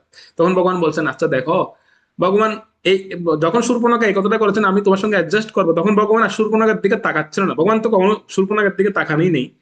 ভগবান তখন সীতা দেবীর দিকে তাকিয়ে তখন তিনি বলছেন যে তুমি তো আমাকে বলছো যে আমার মধ্যে গুণ কম আছে, তো তুমি আমাকে দেখে কি প্রভাবিত হচ্ছ? আরে আমার থেকেও বেশি গুণ সম্পন্ন ওই এখানে একজন কুমার আছে, কুমার, আমি তো বিবাহিত, আমার সঙ্গে একজন কুমার আছে, তিনি অবিবাহিত। সেই কুমারকে গিয়ে তুমি তুমি দেখতে পারো, তার মধ্যে কিন্তু তুমি পরিপূর্ণ গুণ পেয়ে যাবে, মানে যা যা তুমি খুঁজছো সব পেয়ে যাবে। শূর্পণখা বলছে, তাই নাকি? শূর্পণখা সুন্দর করে ওদিকে তাকিয়েছেন আর দেখতে পেলেন কাকে? লক্ষণকে। লক্ষণ মাত্র বন থেকে এসেছেন। তো লক্ষণকে দেখে তখন দৌড়ে চলে গেছে, মানে ভগবান রামচন্দ্র পরীক্ষা নেবেন কি, পরীক্ষার আগেই ফেল শূর্পণখা। মানে লক্ষণকে দেখে ভগবান রামচন্দ্রকে ভুলে গেছেন শূর্পণখা, এবার লক্ষণের দিকে দৌড়ে গেছেন আর লক্ষণকে গিয়েই প্রস্তাব দিয়েছেন যে আমি আমি তোমার কাছে এসেছি কেন, যে আমি সব জায়গায় আমার পতি খুঁজে বেড়াচ্ছি, তো আমি দেখতে পাচ্ছি তোমার মধ্যে পরিপূর্ণ গুণ আছে, আমি শুনেছি তুমি হচ্ছে কুমার, তো আমি তোমাকে পতিরূপ গ্রহণ করতে চাই। এটি হচ্ছে তৃতীয় কারণ। ভগবান রামচন্দ্র বললেন, এই জায়গায় তো সে সতীত্ব হারিয়েছে। প্রথমে আমার প্রতি অনুগত ছিল, আমার প্রতি আসক্ত ছিল, কিন্তু এখন লক্ষণকে দেখে লক্ষণের প্রতি আসক্ত হয়ে গেছে। তো লক্ষণ বলছে আমি কুমার, আমি কুমার, কে বলেছে তোমাকে? বলছে ওই যে ওইখানে বসে আছে, উনি বলেছেন যে তুমি কুমার। তো তখন লক্ষণ মনে মনে হচ্ছে যে মানে ভগবান রামচন্দ্র তিনি তো মর্যাদা পুরুষোত্তম, তিনি তো মানে কারোর সঙ্গে মজা করতেন না, সবসময় গম্ভীর মুড নিয়ে থাকতেন, তিনি কারোর সঙ্গে মজা করতেন না। তো লক্ষণ এবার বুঝতে পারছে যে ভগবানও মানে ভগবান রামচন্দ্র নিজেকে আটকে রাখতে পারেনি, তিনি এখন একটু মজা করছেন। এই লক্ষণ তো কিন্তু কুমার নয়, লক্ষণ তো বিবাহিত ছিলেন, কিন্তু ওনাকে কুমার বলে সম্বোধন করলেন কেন ভগবান রামচন্দ্র? রামচরিত মানুষে প্রসঙ্গটা সুন্দর উল্লেখ আছে।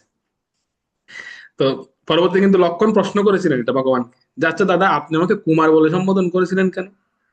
তো তখন ভগবান রামচন্দ্র বলছিলেন যে শূর্পণখা বিবাহিতা স্ত্রী হয়ে সে যদি নিজেকে কুমারী দাবি করতে পারে, তো আমি তোমাকে কুমার বলেছি, তাতে কি ক্ষতি?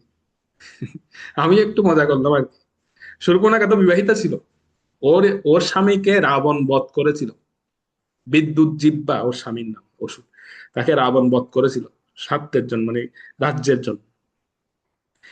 তো বধ করার পরে তো এসে তো মানে মানে দুশ্চরিত্রা, তো সেজন্য সে এরপর আবার বিবাহের জন্য সে ঘুরছে পৃথিবীতে, বিচরণ করছে। তো তখন ভগবান বলছে যে বিবাহিতা স্ত্রী হয়ে সে বলতে পারে সে কুমারী, সে পতি খুঁজতে পারে, তো আমি সেজন্য একটু মজা করে বলছি তোমাকে কুমার বলেছে, তুমিও কুমার। তো তখন লক্ষণ বুঝতে পেরেছেন যে ভগবান একটু রসিকতা করেছেন। তো পরবর্তীতে যখন লক্ষণের কাছে গেছেন, লক্ষণ তখন শূর্পণখাকে বলছে, দেখো তুমি যে আমাকে বিয়ে করতে চাও, আমার পরিচয় জানো আমি কে? শূর্পণখা বলছে, কে তুমি? তুমি হয়তো রাজপুত্র হবে কোনো। লক্ষণ বলছে, আমি রাজপুত্র নই, আমি হচ্ছি ওই যে যে ব্যক্তিটা তোমাকে পাঠিয়েছে, আমি হচ্ছে ওনার দাস। কি দাস? হ্যাঁ দাস। তুমি কি হতে চাও? তুমি রাজরানী হতে চাও না দাসী হতে চাও? শূর্পণখা বলছে, না আমি রাজরানী হতে চাই, আমি দাসী হতে চাই না। তো তুমি যদি দাসী হতে না চাও তাহলে আমাকে তুমি ছেড়ে দাও, আমাকে যদি বিয়ে করো তাহলে তোমাকে দাসী হতে হবে।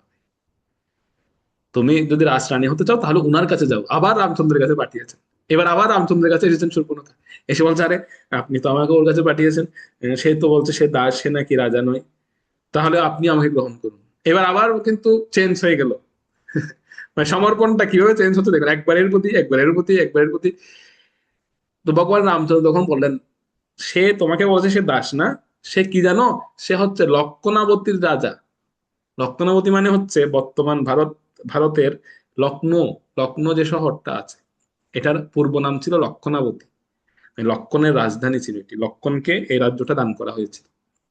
বর্তমানে যে লক্ষ্ণৌ শহরটা আছে, অনেক প্রাচীন একটি শহর, অনেক মানে এখন এখন নাম হয়েছে লক্ষ্ণৌ, কিন্তু আগে নাম ছিল লক্ষণাবতী এই শহরটার নাম, অনেকে লক্ষণপুরও বলে। তো এই শহরের রাজা হচ্ছেন লক্ষণ। তো ভগবান রামচন্দ্র বলছেন, ও হচ্ছে লক্ষণাবতীর রাজা, আর তুমি ও ও দাস বলছে না, ও তোমাকে মিথ্যা বলছে, তুমি যাও আবার ওর কাছে। শূর্পণখা আবার দৌড় দিয়েছে লক্ষণের কাছে, গিয়ে বলছে, তুমি তো রাজা, তুমি মিথ্যা কথা বলছো কেন, তুমি আমাকে গ্রহণ করো। তো লক্ষ্মণ বলছে যে তুমি যে এরকম একবার আমার কাছে আসছো, একবার ওনার কাছে যাচ্ছ, তুমি তুমি যে এখানে যে চরিত্রটা প্রদর্শন করছো, আমার মধ্যে যদি বিন্দু আমি যদি আমি আমার মধ্যে যদি বিন্দু মাত্র লজ্জা থেকে থাকে, আমি যদি লজ্জা শরমের মাথা খেয়ে থাকি, তাহলে হয়তো আমি তোমাকে গ্রহণ করবো।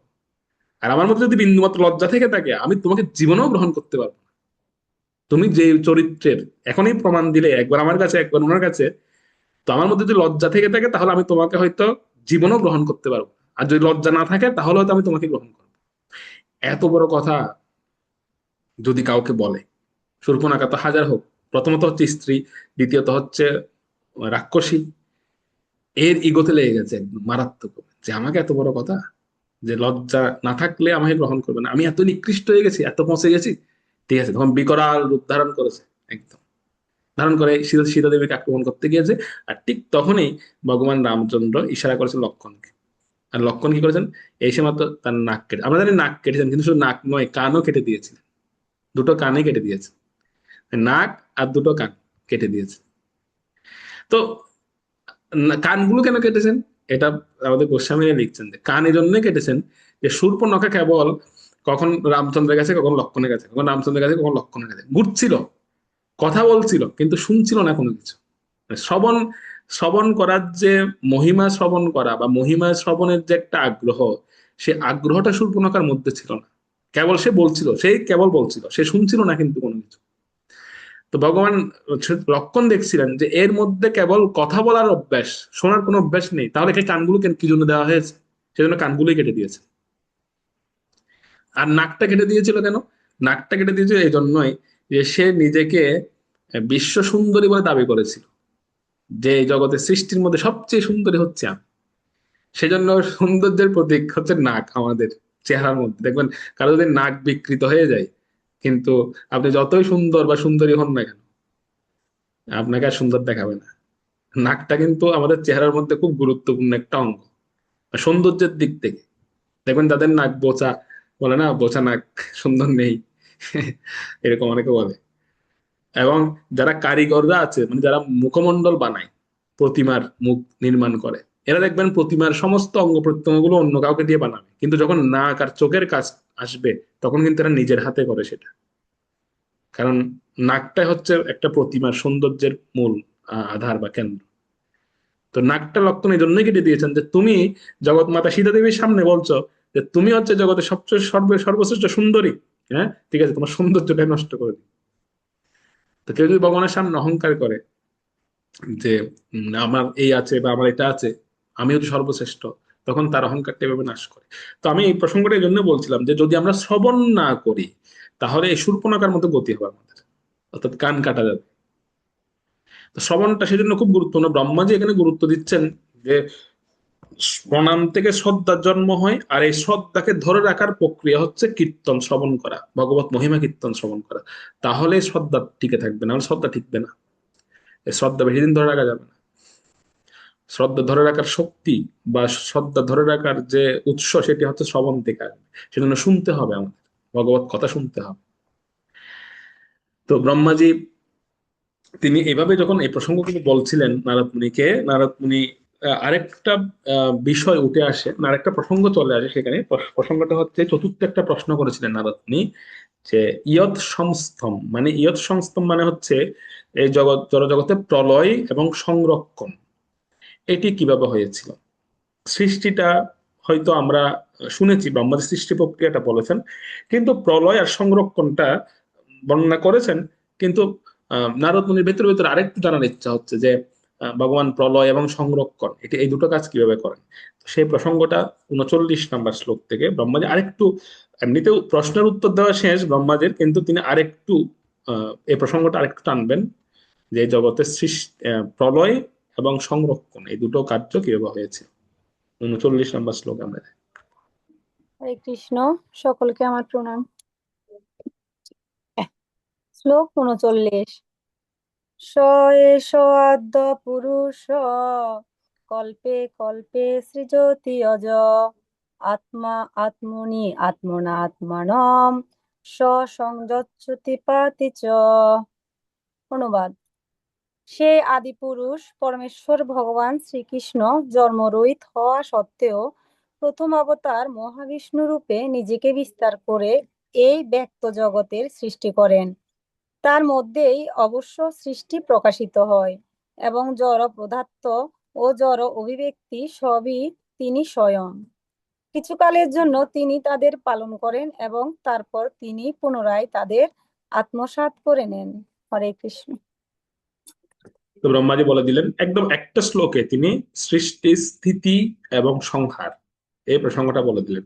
এই শ্লোকটা ৪৪ নম্বর শ্লোকে তিনি কিন্তু প্রসঙ্গটা বলছেন যে ভগবান তিনি জন্মরহিত, তিনি অজ। এই অজ হওয়া সত্ত্বেও তিনি উনার প্রথম পুরুষ অবতার, ওনার প্রথম অবতার হিসেবে মহাবিষ্ণু রূপে প্রকাশ করেন নিজেকে এবং এই জগতের সৃষ্টি করেন, ব্যক্ত করেন। এবং তার মধ্যে তিনি আবার প্রকাশিত হন কিভাবে? গর্ভোদক সেই বিষ্ণুরূপে প্রকাশিত হন। ব্রহ্মা সৃষ্টি হয়, ব্রহ্মা জড় পদার্থ বিভিন্ন উপাদানগুলো দিয়ে ব্রহ্মা যে সৃষ্টি করেন, জীব জীব প্রজাতিদেরকে সৃষ্টি করেন এবং পরবর্তীতে আবার কিছুকাল সেটি স্থিতি থাকে, চলমান থাকে এবং পুনরায় সেটিকে তিনি আবার আত্মসাৎ করেন মহাবিষ্ণুর শরীরে। আবার এই অর্থাৎ যখন ওনার ইচ্ছা মাত্র এই সৃষ্টির প্রকাশ হয়, আবার সেই সমস্ত লোকগুলো ওনার শরীরে প্রবেশ করে। এই প্রসঙ্গটা ব্রহ্মাজি বলছেন এখানে। অর্থাৎ ভগবত ইচ্ছাতেই, ভগবত ইচ্ছাতে এই সৃষ্টি, এই জগৎ সৃষ্টি হয়। কারণ সমুদ্রে তিনি সায়ন করেন, সেখানে এই এই এই সৃষ্টি হয় মহাবিষ্ণু শরীর থেকে এবং উনার দ্বারা এটি পালন হয়। আবার উনার ইচ্ছাতেই এই সম্পূর্ণ সৃষ্টি উনার মধ্যে আত্মসাৎ করে নেন। এভাবেই যদি আমরা বিচার করি তাহলে এই যে জড়জগতের সৃষ্টি, প্রলয় বা সংরক্ষণ, এটি কিন্তু সম্পূর্ণরূপে ভগবত ইচ্ছাতেই হয়, ভগবানের অচিন্ত শক্তির প্রকাশ। হয়তো এটা আমাদের দ্বারা পরিপূর্ণরূপে জানা সম্ভব নয়, কিন্তু এটি এখানে ব্রহ্মাজি সংক্ষিপ্ত ভাবে তিনি বলে দিলেন। এটা আমরা গীতাতেও পাই। গীতাতে একটা সুন্দর শ্লোক আছে, সেখানে বলা হচ্ছে সর্বভূতানি কুন্তেয় প্রকৃতি মিয়ান্তি মামিকা কল্পক্ষে। এটা তাৎপর্য আছে শ্লোকটা, কল্পক্ষে পুনঃস্থানি কল্পাদ বিশ্ব, যে যখন ব্রহ্মার আয়ু শেষ হয়ে যায় তখন সমগ্র সৃষ্টি আমার প্রকৃতিতে প্রবেশ করে। আমার প্রকৃতি মানে মহাবিষ্ণুর শরীরে সেটি আবার তিনি আত্মসাৎ করেন, ওনার শরীরে প্রবেশ করেন, ঘুমন্ত অবস্থায় চলে যায়, সুপ্ত অবস্থায় চলে। আবার যখন তিনি পুনরায় ইচ্ছা করেন তখন সেটি আবার প্রকাশিত। এভাবেই ভগবান সৃষ্টি, স্থিতি এবং সংরক্ষণ করেন। তো সেই ভগবানের সেই ভগবানের গুণাবলী বা কিভাবে উনাকে জানা যায় সেই প্রসঙ্গ পরবর্তী দুটো শ্লোক 40 এবং 41 নম্বর শ্লোকে বলা হচ্ছে। আমরা দুটো শ্লোকে যাই, দুটো শ্লোক পড়ব। প্রভু হরে কৃষ্ণ। শ্লোক নম্বর 40 এবং 41। বিশুদ্ধং কেবলং জ্ঞানং প্রত্যেক সম্যগ অবস্থিতং সত্যং পূর্ণামনন্তং নির্গুণং নিত্যমদ্বয়ম ঋষে বিদন্তি মুনয় প্রশান্তা তেন্দ্রিয়াশ্রয়া যদা তদে বাসার্থ কর্স্তি রোধি এত বিপ্লুতম। অনুবাদ: পরমেশ্বর ভগবান পূর্ণ শুদ্ধ এবং জড় জগতের সমস্ত কলুষ থেকে মুক্ত। তিনি পরম সত্য এবং পূর্ণ জ্ঞানের মূর্ত বিগ্রহ। তিনি সর্বব্যাপ্ত, অদ্বিতীয়, অনাদি এবং অনন্ত। হে মহর্ষি নারদ, মহান মুনিরা সব রকম জড় কামনা বাসনা থেকে মুক্ত হয়ে যখন অবিচলিত ইন্দ্রিয়ের শরণ গ্রহণ করেন তখন তাকে জানতে পারেন। অন্যথা বৃথা তর্কের দ্বারা সবকিছু বিকৃত হয়ে যায় এবং ভগবান আমাদের দৃষ্টির অগোচরে চলে যান। প্রভু হরে কৃষ্ণ। তো 40 নম্বর শ্লোকটি হচ্ছে ভগবানের গুণাবলী বলা হয়েছে। 40 নম্বর শ্লোক কয়টি গুণাবলী? 8টি গুণাবলী বলা হয়েছে সেখানে। 8টি গুণাবলীগুলো কি কি? ভগবান পরম সত্য, 1, তিনি শুদ্ধ, 2, এরপর হচ্ছে 3 নম্বর সমস্ত জড়কলুষ থেকে মুক্ত, 4 নম্বর হচ্ছে পূর্ণ জ্ঞানের মূর্ত বিগ্রহ, 5 হচ্ছে সর্বব্যাপক, 6 হচ্ছে অদ্বিতীয়, 7 হচ্ছে অনাদি এবং 8 হচ্ছে অনন্ত। এই 8টি গুণ 40 নম্বর শ্লোকে বলা হয়েছে। 40 নম্বর শ্লোকটি হচ্ছে ভগবানের গুণাবলী, ব্রহ্মাজি বলছেন এই সমস্ত গুণ ওনার মধ্যে আছে। আর কিভাবে ওনাকে জানা যায়, 41 নম্বর শ্লোকটা হচ্ছে কিভাবে ভগবানকে জানা যাবে। তো ভগবানকে জানার প্রক্রিয়াটা হচ্ছে কি, যে প্রথমত হচ্ছে সমস্ত জড় বাসনা, সমস্ত জড় বাসনা থেকে মুক্ত হতে হবে। এটা হচ্ছে প্রথম, যারা মুনিগণ, সমস্ত মুনি ঋষিগণ ওনারা হয়েছিলেন পূর্বে, সমস্ত বাসনা থেকে মুক্ত হতে হবে এবং ইন্দ্রিয় সমূহ সম্পূর্ণভাবে নিয়ন্ত্রণ করতে হবে। এটি হচ্ছে কোয়ালিটি। তো এই সমস্ত কিছু নিয়ন্ত্রণের দ্বারাই কেবল ওনাকে জানা যায়, ভগবানকে জানা সম্ভব হয়। এছাড়া বৃথা তর্ক করার প্রয়োজন নেই। যেমন একবার আমাকে একজন প্রশ্ন করছিলেন যে ভগবত তত্ত্ব নিয়ে যদি কেউ তর্ক করতে আসে, যেমন কিছুদিন আগেও একটা বিষয় আমাকে কয়েকজন বলছিলেন যে ভগবানের তত্ত্ব নিয়ে, মহাপ্রভু কি ভগবান না ভগবান নন, এই গৌর পূর্ণিমার আগে এটা নিয়ে একটা তর্ক হচ্ছিল। তো আমি বলছি দরকার নেই তর্ক করার, এটা এই সমস্ত বিষয় নিয়ে বৃথা তর্ক করে কোনো লাভ নেই। কারণ একমাত্র যারা অজ্ঞ তারাই এই ভগবত তত্ত্ব নিয়ে বৃথা তর্ক করেন। এখানে বলা হচ্ছে, স্বয়ং ব্রহ্মাজি নিজেই বলছেন যে বৃথা তর্কের দ্বারা তিনি আমাদের ওনার সম্পর্কে আমরা জানতে তো পারি না, বরং তিনি আমাদের দৃষ্টির অগোচরে চলে যান। ব্রহ্মাজি বলছেন যারা ভগবত তত্ত্ব নিয়ে তর্ক করেন, ভগবান তাদের দৃষ্টির অগোচরে চলে যান, তাদের সামনে কোনোদিনও আসেন না। কারণ ভগবান আমাদের সবকিছু দিচ্ছেন, সবকিছু করছেন, কিন্তু আমরা যদি অস্বীকার করি সেটি, বা আমরা যদি ওনার তত্ত্ব নিয়ে অস্বীকার করি, তখন ওনার কেমন লাগে। যেমন ধরুন, মানে একটা এক্সাম্পল বলি আর কি, যে যদি আপনাদেরকে প্রশ্ন করা হয় যে এই এই শ্রীমদ্ ভাগবতম পাঠচক্র ক্লাস, এই ক্লাসটা আপনাদেরকে মানে এই প্রসঙ্গগুলো কে শ্রবণ করাতেন বা কে শোনাতেন, তো আপনারা শায়দ ভাবে হয়তো আমার নাম বলতে পারেন, বা উনি আমাদেরকে শ্রবণ, ওনার মাধ্যমে আমরা শুনতাম মাধ্যমে। তো এখন যদি কেউ একজন বলেন যে সেটা আমার উপস্থিতি, যদি কেউ একজন বলেন যে আমার নাম উচ্চারণ করে, যে উনি বলতে তো কেউ নেই, মানে আমার নাম উচ্চারণ করে কেউ বলতে যে উনি উনি বলতে তো কেউ নেই, এরকম যদি কেউ বলে, তখন সেটা শুনতে আমার কেমন লাগবে। তো সেরকম ভগবত তত্ত্ব সম্পর্কে যখন আমরা তর্ক করি, তখন ভগবানের সেরকম অনুভব হয় যে আরে আমি সবকিছু সৃষ্টি করলাম, বা আমি সমস্ত সৃষ্টির উপাদানগুলো আমি দিলাম, কিন্তু আমার তত্ত্ব নিয়ে তর্ক, বা আমার তত্ত্ব নিয়ে মানে তাদের মধ্যে যুক্তি তর্ক হচ্ছে, তখন ভগবান তাদের দৃষ্টির অগোচরে চলে। ব্রহ্মাজি স্বয়ং নিজেই এই কথাটা বলছেন যে ভগবান অনেক কষ্ট পান, এবং ভগবান তখন তাদের দৃষ্টির অগোচরে চলে যান, তাদের থেকে দূরে চলে যান। সেজন্য আমাদের উচিত ভগবত তত্ত্ব জানার প্রক্রিয়া হচ্ছে জড়বাসনা থেকে মুক্ত হওয়া, জড়কলুষ থেকে মুক্ত হওয়া, এবং ইন্দ্রিয় সমূহকে নিয়ন্ত্রণ করা। তো এই দুটো কাজ হচ্ছে প্রথম, এবং সেটা সম্ভব হয় একমাত্র মন্ত্রের মাধ্যমে, মহামন্ত্র জপের দ্বারা।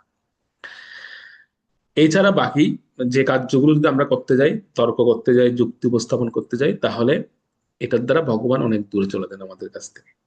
তো এর পরবর্তীতে আহ আহ আহ 42 নম্বর শ্লোক থেকে ব্রহ্মাজি আরো কয়েকটা প্রসঙ্গ বলবেন, যে ভগবানের এই সৃষ্টি চরাচরে তিনি কিভাবে আহ এই সৃষ্টি চরাচরে তিনি ওতপ্রোতভাবে জড়িয়ে আছেন, যেটা হয়তো আমরা অনেক সময় দেখতে পারি না। সেটা কিভাবে আছেন সেটা এই 42 নম্বর শ্লোক থেকে পরবর্তী শ্লোকগুলোতে বলা হবে। তো আমরা পরবর্তীতে এই 42 নম্বর শ্লোক থেকে অধ্যয়ন করব। হরে কৃষ্ণ কৃষ্ণ কৃষ্ণ হরে হরে, হরে রাম রাম রাম। গ্রন্থরাজ শ্রীমদ্ ভাগবত